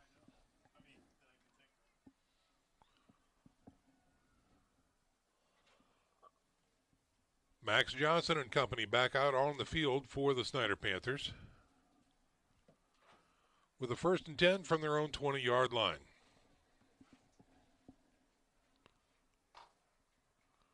Here's a snap, looking to throw on 1st down. Fires down the field. He's got a man. Incomplete and overthrown. The intended receiver that time was number 7, Brashawn Johnson. Double move there. I like the play call. The DBs for Saints play pretty tight.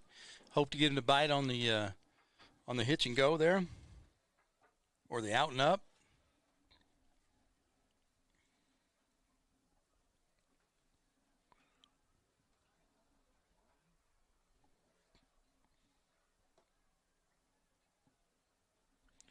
On 2nd and 10, trips package to the right side. Here's a snap. Blitz is shown. Great defense there by the Saints, just flowing. You saw their whole defensive line just flowing, and there was nowhere for the running back to go. Fell forward for a gain of 2. Burton on the carry that time. Another 3rd and long situation for the Snider Panthers. The Saints pull this out. It will break a 4-year losing skid by the Dwenger Saints in regular season against the Snider Panthers. Here's a jump ball, up and out. We've got a flag on the play. It is an incomplete pass. They may call some defensive pass interference. Yeah, it looked like pass interference from where we're sitting. Yeah.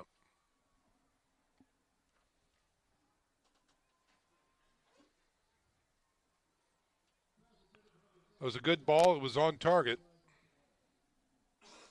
The penalty will move the chains. Defensive pass interference. Result of the play be a 1st down. Sean, here's the deal. You give him 15 yards on a penalty, but it's better than a 30-yard completion. Sure.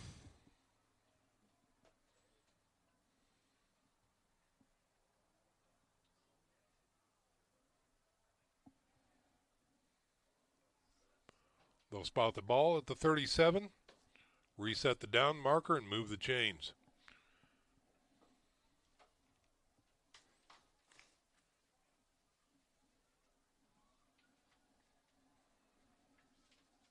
They seem to want to get the ball to number 7, right? Bashawn Johnson. Yep. Here's a give through the middle. They find some success there. He's still on his feet after 10 yards, picks up about 12, right at the 50-yard line. Yeah, great hard run. Nice blocking up front by the offensive line of Snider to open up that hole. And here they go. They're trying to get the momentum back.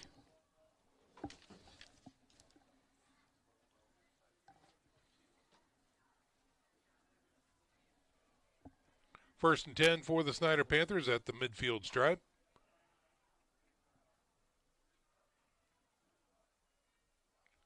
Give on the left side. He will once again find some success there. It's number 28 on the run for the Snider Panthers. Dowdge on the stop, but a great pickup for the Panthers on first down. Yep.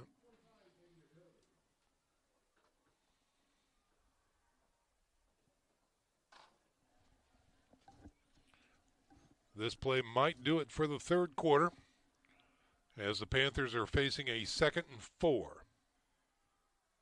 Here's a snap. Quarterback decides to keep it around the edge. He's got the room. He's got the first down and slides down near the 35. Smart play. Yeah. As a quarterback on that play, you have to keep it occasionally. You have to keep it occasionally, keep the backside honest. And right there you saw Max Johnson do that. Good for him to recognize that D end was crashing in on the running back, so gave him a lane. And that'll do it for your third quarter, ladies and gentlemen. Saints up 17-6 with 12 minutes left to go in the contest. We're back after this 1-minute break. You're watching Bishop Dwenger football on the Saints Sports Network. Friday nights in Fort Wayne mean one thing: Bishop Dwenger football. Just like the Saints bring passion and dedication to the field, we bring the same to helping our customers find the perfect ride. At Glenmark Chrysler Dodge Jeep Ram, we believe in building champions on the field, in the classroom, and on the road. Built on tradition, fueled by determination, a community united in spirit. So Bishop Dwenger, whether you're looking for a new car or to get your vehicle tuned up, you can always check us out on Coliseum Boulevard under the giant burger flag, or always online at GlenmarkDodge.com. At the University of St. Francis, we believe everyone's made for greatness. Here, students are inspired to reach higher, academically, personally, and spiritually. We're not just shaping minds, we're forming servant leaders with purpose and heart. Rooted in faith and tradition, we prepare students to live lives of virtue, service, and joy. This is where faith meets reason, and where students discover who they're truly called to be. Discover greater. Welcome back to the fourth quarter, ladies and gentlemen. As the Snider Panthers have a 1st and 10 after the swap sides of the field. Here they're going for it down the middle, and it's going to be picked off by the Saints near the 11-yard line. What a play right there by the defensive backfield. That looks like O'Keefe. It's O'Keefe, number 3, with a great interception that time. He was spying that ball, looked at the quarterback eye, and he knew exactly where that ball was going to. Here comes your error X-ray replay right here. There's a turnover, Joe. There's another takeaway. We need it. That's what I wanted at halftime. Yeah, exactly. He had pressure, throws it, and there's O'Keefe with the grab near the 11-yard line. So the Saints with the turnover right there. And now the offense is back out on the field.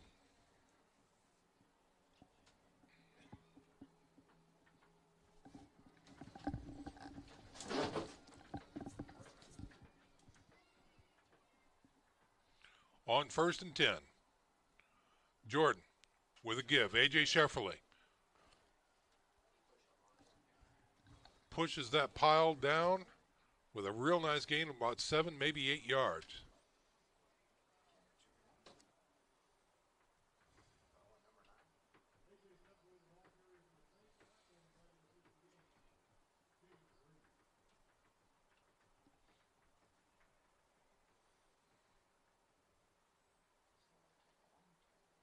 On 2nd and 7. Saints with a bunch package wide out here on the left side. Quarterback, keeper, around the right side. He's got the edge. Trickles out of bounds with a first down. Love the play call right there. Yeah. Quarterback keeping the ball. He's the one guy that's not accounted for on defense, right? Yeah. If you're running the quarterback, you have a numbers advantage, automatic. Yep. They'll spot him at the 24 and move the chains. Saints could use a nice, long, sustained drive here.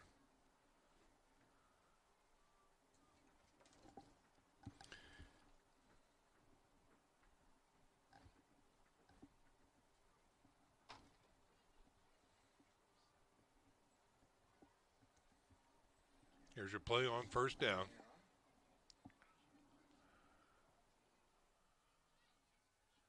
Fake to Shefferly, play action. He's got O'Keefe and just overthrew him. He had some edge pressure coming right at him.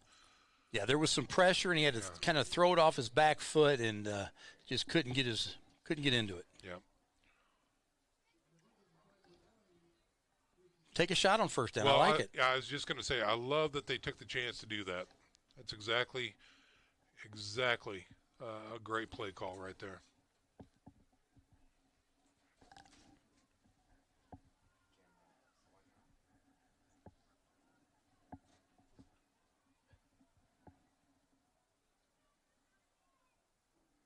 On 2nd and 10, they fake it to Shefferly. Here's a screen. Scott, it wasn't able to break outside. Yeah, you'd like to see him get that outside. Yeah. Russell with the catch. They're going to mark him down at the 32-yard line. Call that a gain of 3. That's going to bring up 3rd and long for the Saints here. Saints have faced 3rd and 7 every third down this half.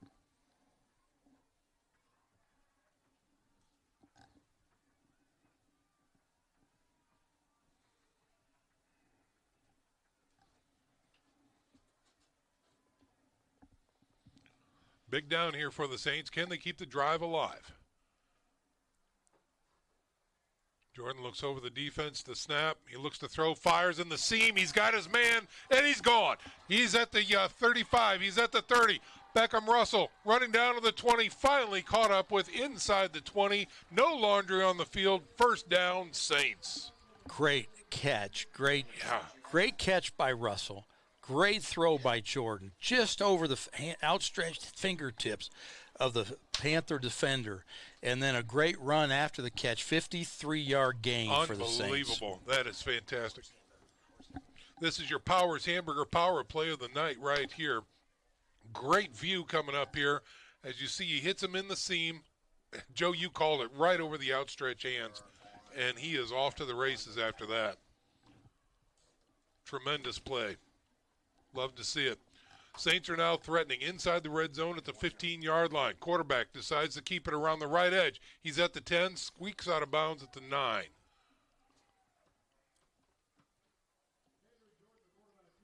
Some of the fans wanted a penalty over there. I don't think it was a penalty. It was the defender was sliding on the ground. Yeah, one could say that might have been called a cheap shot. I didn't see it. Yeah. They officially mark him down at the 9-yard line.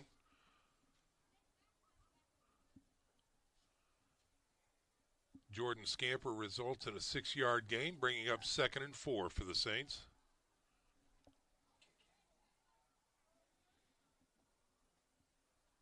Quick give to Shefferly through the middle. Very patient run. He's going in. Touchdown, Saints. Wow, he runs hard. That He A.J. does. Shefferly runs hard. Wow.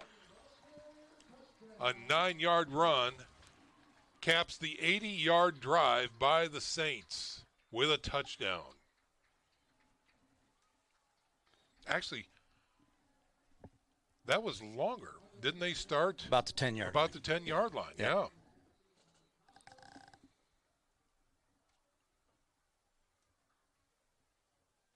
Great drive by the Saints to open up the fourth quarter. Lucas Wynn is on for the PAT.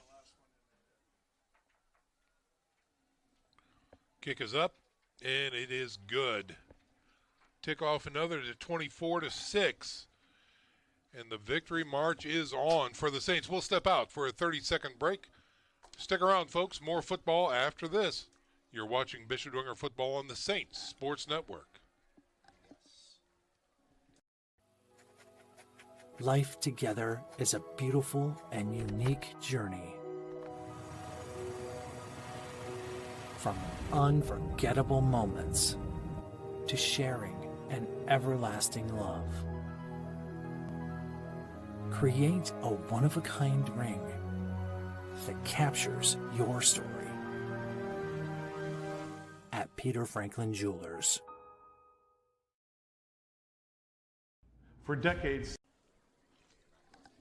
And we are back live, ladies and gentlemen. See if we can't get another look at the replay here of that A.J. Shefferly touchdown from 9 yards out. Just a strong, strong run. Couldn't be denied. What was the scoring recap on that, Joe? 7 plays? 7 plays, 90 yards for 2 minutes and 13 seconds. Love it. Good stuff.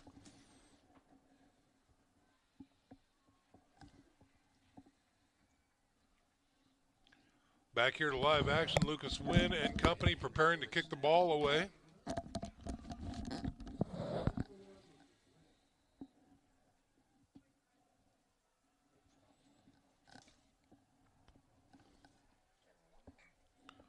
High kick into the end zone, touchback.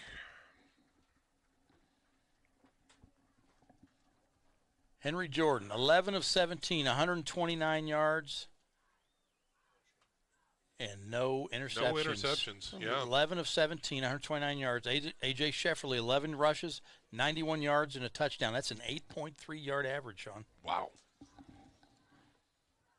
Beckham Russell, 6 catches, 94 yards, 15.7-yard average with a long of 58.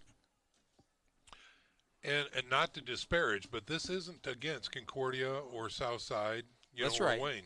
You know, this is a statement win here for the Saints.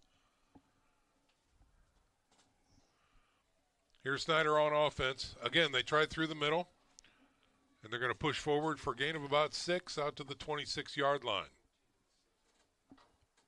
And I got to believe when the Saints get the ball back on offense, they're just not going to run the ball, Sean. I mean, Snyder's just going to play to stop the run. Yeah.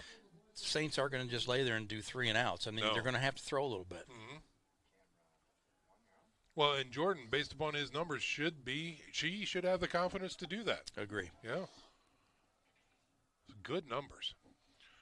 Here they are on 2nd and 4, again through the middle, powering forward. We'll have enough for a first down past the 30, out to the 32. Amari Buchanan on the carry for Snyder. It's a new name.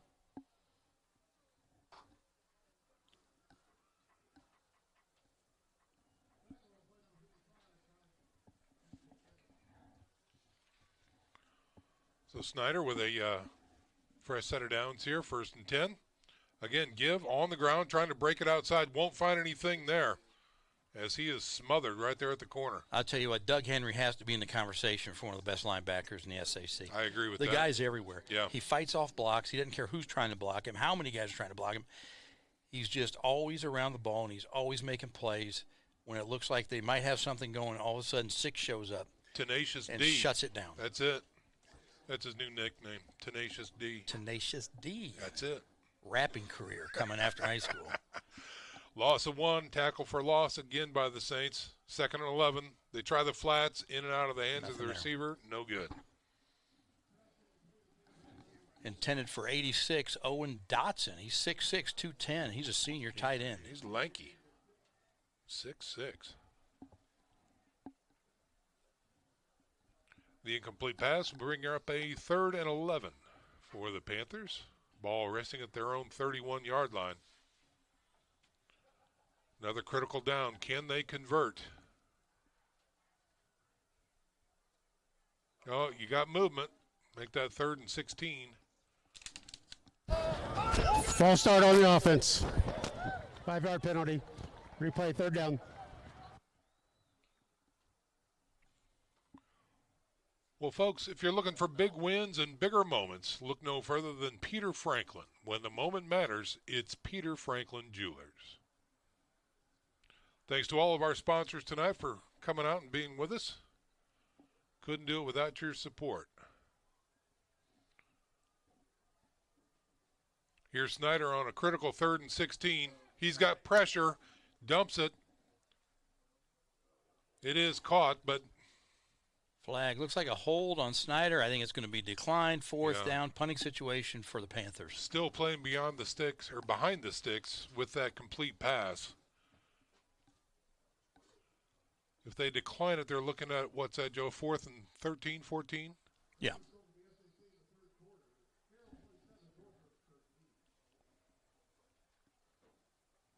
Sounds like Northrop may have answered a little bit. 27-13. On the offense, the penalty is declined.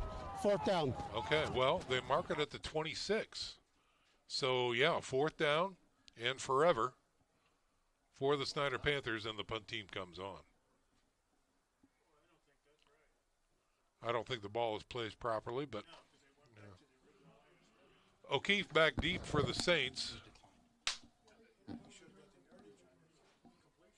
Oh, it's over his head. It's into the end zone. And it's kicked out of bounds. That's going to be a safety. Wow, bad snap right there by the Snider special teams, resulting in a safety. Smart play by the punter to just push it out of bounds, get the 2 points. Really smart play there. Here's your replay on that right here. Well over his head as it trickles in, and then he just kind of kicks it out of bounds. So, yeah. So 2 more points on the board for the Saints, and they will get the ball with 7:53 remaining. The wheels kind of coming off the Panther bus at this point, Joe. Yeah, for sure. Yeah. There's really no enthusiasm whatsoever over there on the sidelines, and it just seems to be there's not much to cheer about, really, right? I mean, the offense isn't doing anything. The penalties are adding up. The bad snaps, the miscues are adding up. Yeah. There's not a lot to be happy about. They can't stuff the run game, and Jordan's been effective passing. It's a tough night for the Panthers for sure. Is that a drone? Drone, yes. Yeah, Snider flies a drone flying. for their films. They have to get permission, and they do. And, more and more teams are starting to do that.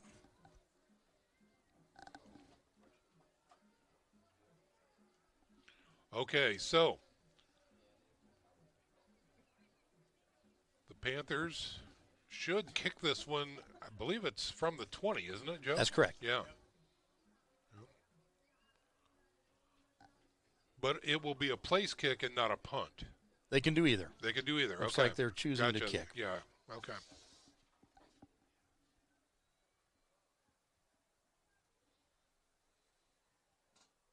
That'll be 94, Mang Tun, who was down a little bit, but seems to be back up and going, getting ready to kick this one away. The whistle blows. We're ready to go. End over end kick, and it's taken near the 18-yard line. He's got some room to run, trying to find his way through the middle. He'll take it up for a nice return past the 45, about the 46-yard line. Good run there by Zent. Sets up the offense with really nice field possession following that safety on the bad punt snap. Sounds like Northrop might have been battling back a little bit against Carroll. Check in with John shortly to see if he's got the latest score from that part of town. But Carroll, I think, still enjoys at least a two-score lead. Here come the Saints on offense. After this play, we'll check in with John. 1st and 10 for the Saints from their own 46-yard line. He's got a single step back and trips out to the right side. He's looking to throw. Firing deep, right side. He's got a man out there, but good coverage and incomplete. Let's check in with John Kelty down on the sideline, see if he's got an update from Carroll. Yeah, thanks, Sean. Keep an eye on both games here at Shields Field and then over there at Spoler. Carroll still up by 14, 27-13, but Carroll offense is in the red zone looking for another score. Okay. Good stuff. Thank you, John. Be very interested to hear Coach Garrett after the game as his comments on this game as well. But we've still got a lot of ball to play. 7:41 left to go here in the fourth quarter. Can the Saints put another drive together is the question. Here's a snap. Quarterback decides to keep it. And And he will rush forward for a gain of a couple. Third down and, about 8. You almost have to wonder if he would have been better just letting that develop a little bit, because he took off like a shot as soon as he had the ball, you know.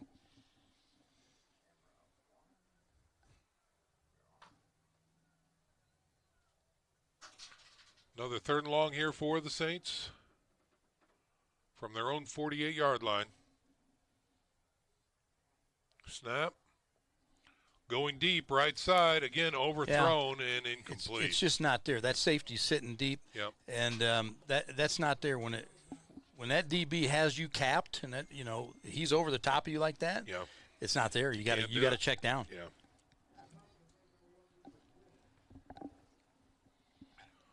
So a 3 and out for the Saints after the safety, and the punt team is on. Single man back deep for Snider, standing at about the 17-yard line.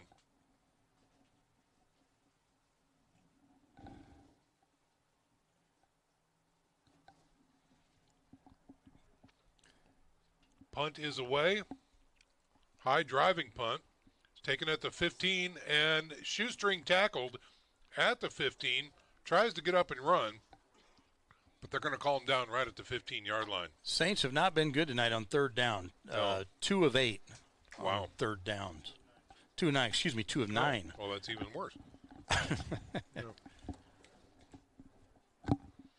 Okay, so Snider back on offense.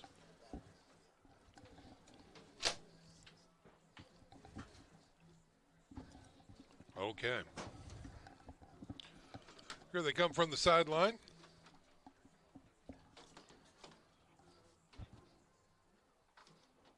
And a long field in front of the Snider Panthers right now, who seem to, they're trying to put it together again, but really not having any long-term success against that Saint defense.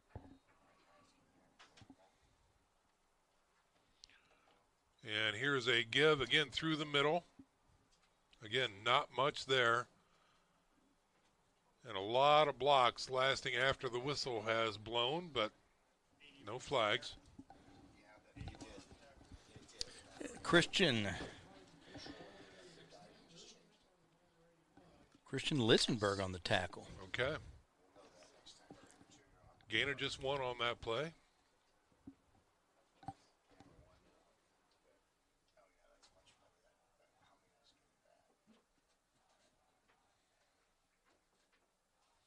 Here's a snap. He looks to throw, fires out to the flats. He's got a man.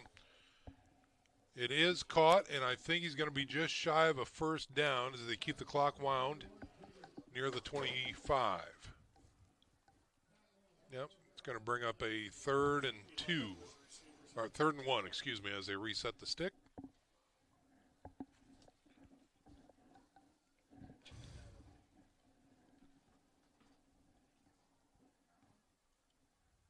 Single setback, working out of the pistol.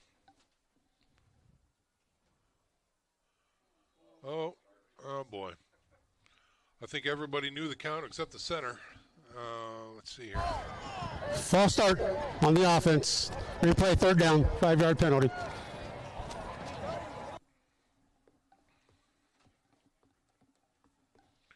Well, Sean, I was going to say, we're talking about 3rd down efficiency. Snider Panthers are only 3 of 18 on 3rd downs. Wow.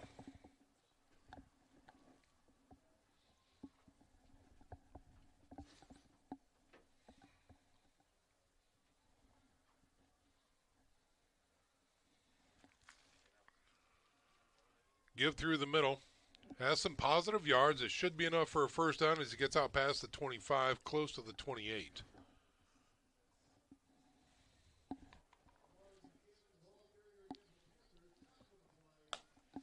And they convert one. They do convert one.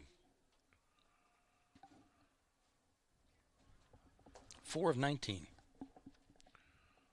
5 minutes to go in the contest. Snider on 1st and 10. Again, quick give to the tailback, tries to find some things, and he found a yard, maybe a yard and a half, close to the 30.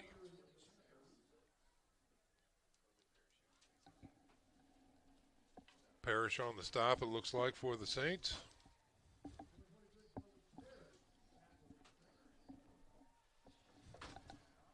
Modest gain for the Panthers. Yeah, not much there.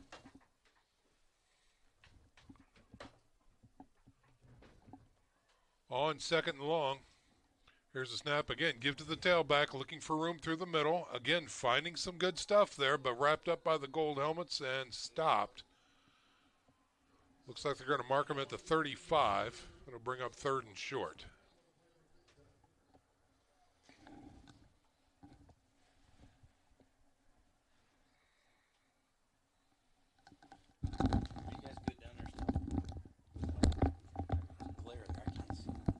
Brings up a 3rd and 3 for the Snider Panthers.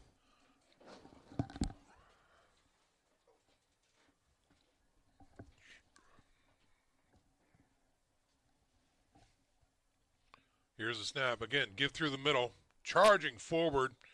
He's going to be awfully close to a first down. Might be right there at the stick. It's going to depend on the spot. No, the official waves him forward, says first down. So another conversion on 3rd down for the Snider Panthers. Sean, it appears the Panthers are just content with maybe moving the chains and maybe see if they can get a few more points on the board. They certainly are not approaching this like they're trying to win a game. No, they're not going for it at all. Playing very conservatively and just grinding it out through the middle. Unless they're setting up for something big. Let's see what happens here. On 1st and 10. Saints show pressure. They fire out to the flats. He's got a man. Breaks one tackle. And finally wrapped up and dragged out of bounds near the 50-yard line. Number 7, 29 was Johnson. Yeah. Johnson on the reception. Tackle over there by Noah Witzengruder.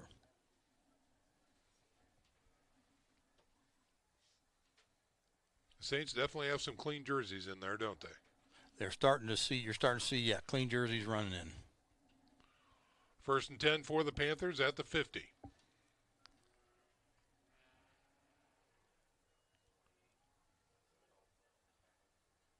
Hit at the line after a give, and he's going to fall forward for a gain of 3 into Dwenger territory.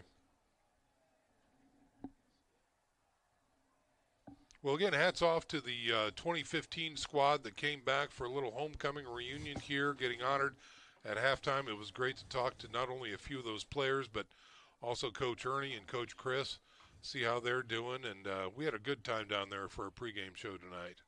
Great to see those guys here. No doubt about it. After a gain of 3, here's 2nd down and 7. Running back trying to get out of a tackle, and he will fall forward for a gain of a couple down to the Dwenger 45.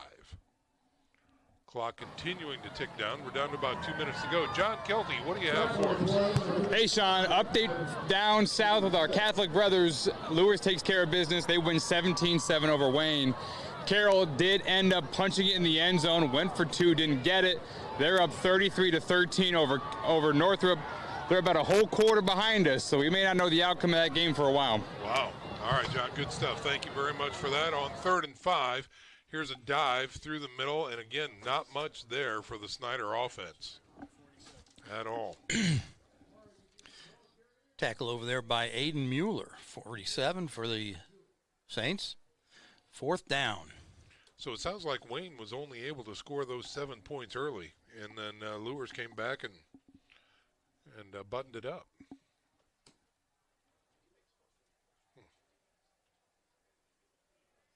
4th and 4 here now for the Snider Panthers. The offense remains on the field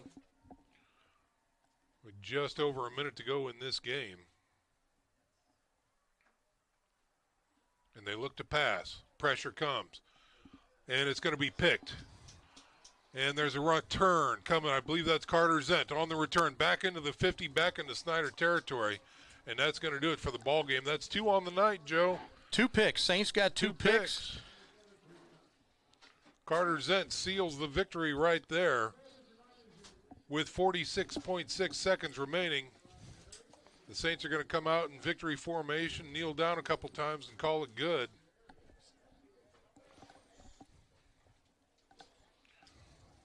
Be very interested to watch the gamesmanship with the Both teams lining up in midfield. Yep. Goes well.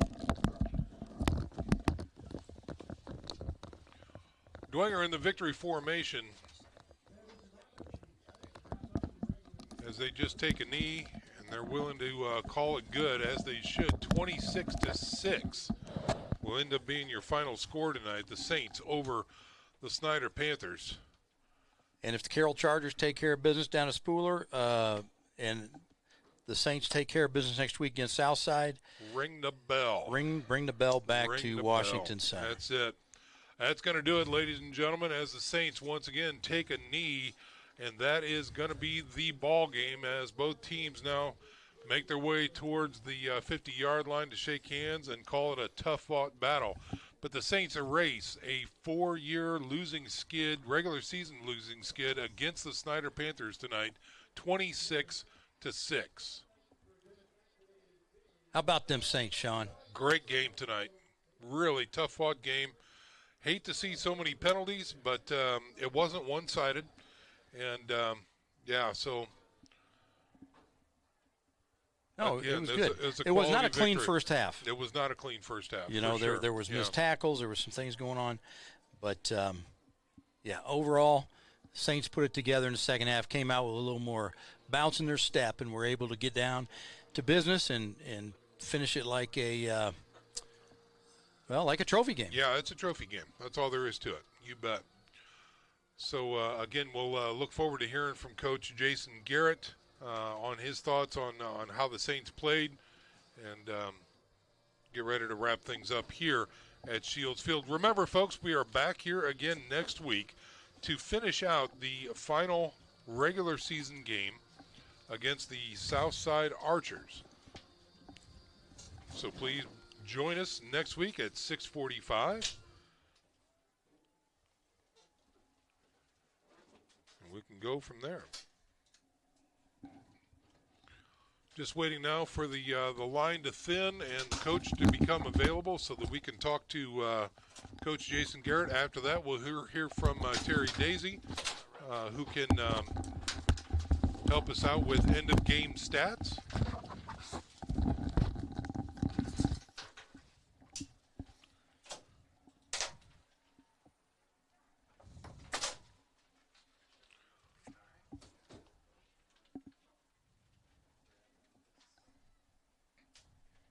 Okay, sounds like we're good to go. Go ahead, John, take it away.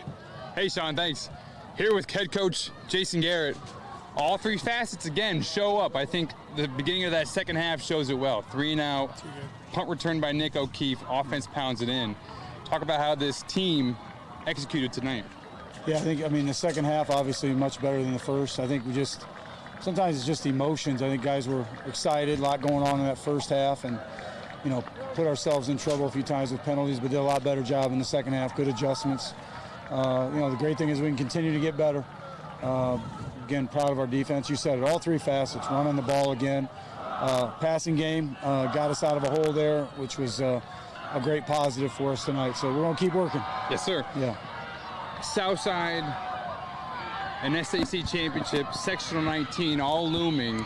This is a seasoned team. How do you keep what's in front of them, and these big stages and these accolades looming? How do you keep them locked in? That's a lot of prayer. No, we talked a lot about that. I think we've learned some valuable lessons along the way, part of the process, and these guys want it. So, next week, hopefully finish it off the way it needs to be finished. We'll find out what the draw is tomorrow and get ready to go. Awesome. Thanks, guys. Thanks for all your support. All right, good stuff, John. Thanks very much for that. It's great to hear from Coach Garrett on the victory as well. So let's hand things over now. Terry, are you ready with the end-of-game stats? Yep. All right. What do you got, brother? First on team-wise, let's start with Snider. They had 161 yards rushing, 80 yards passing for a total of 242. Dwenger had 168 rushing, 129 passing for a 297 total. Let's go to some individual. Sorry, got to switch the page here. No, it's all good. 129 yards through the air. That's a great output for this Dwenger offense.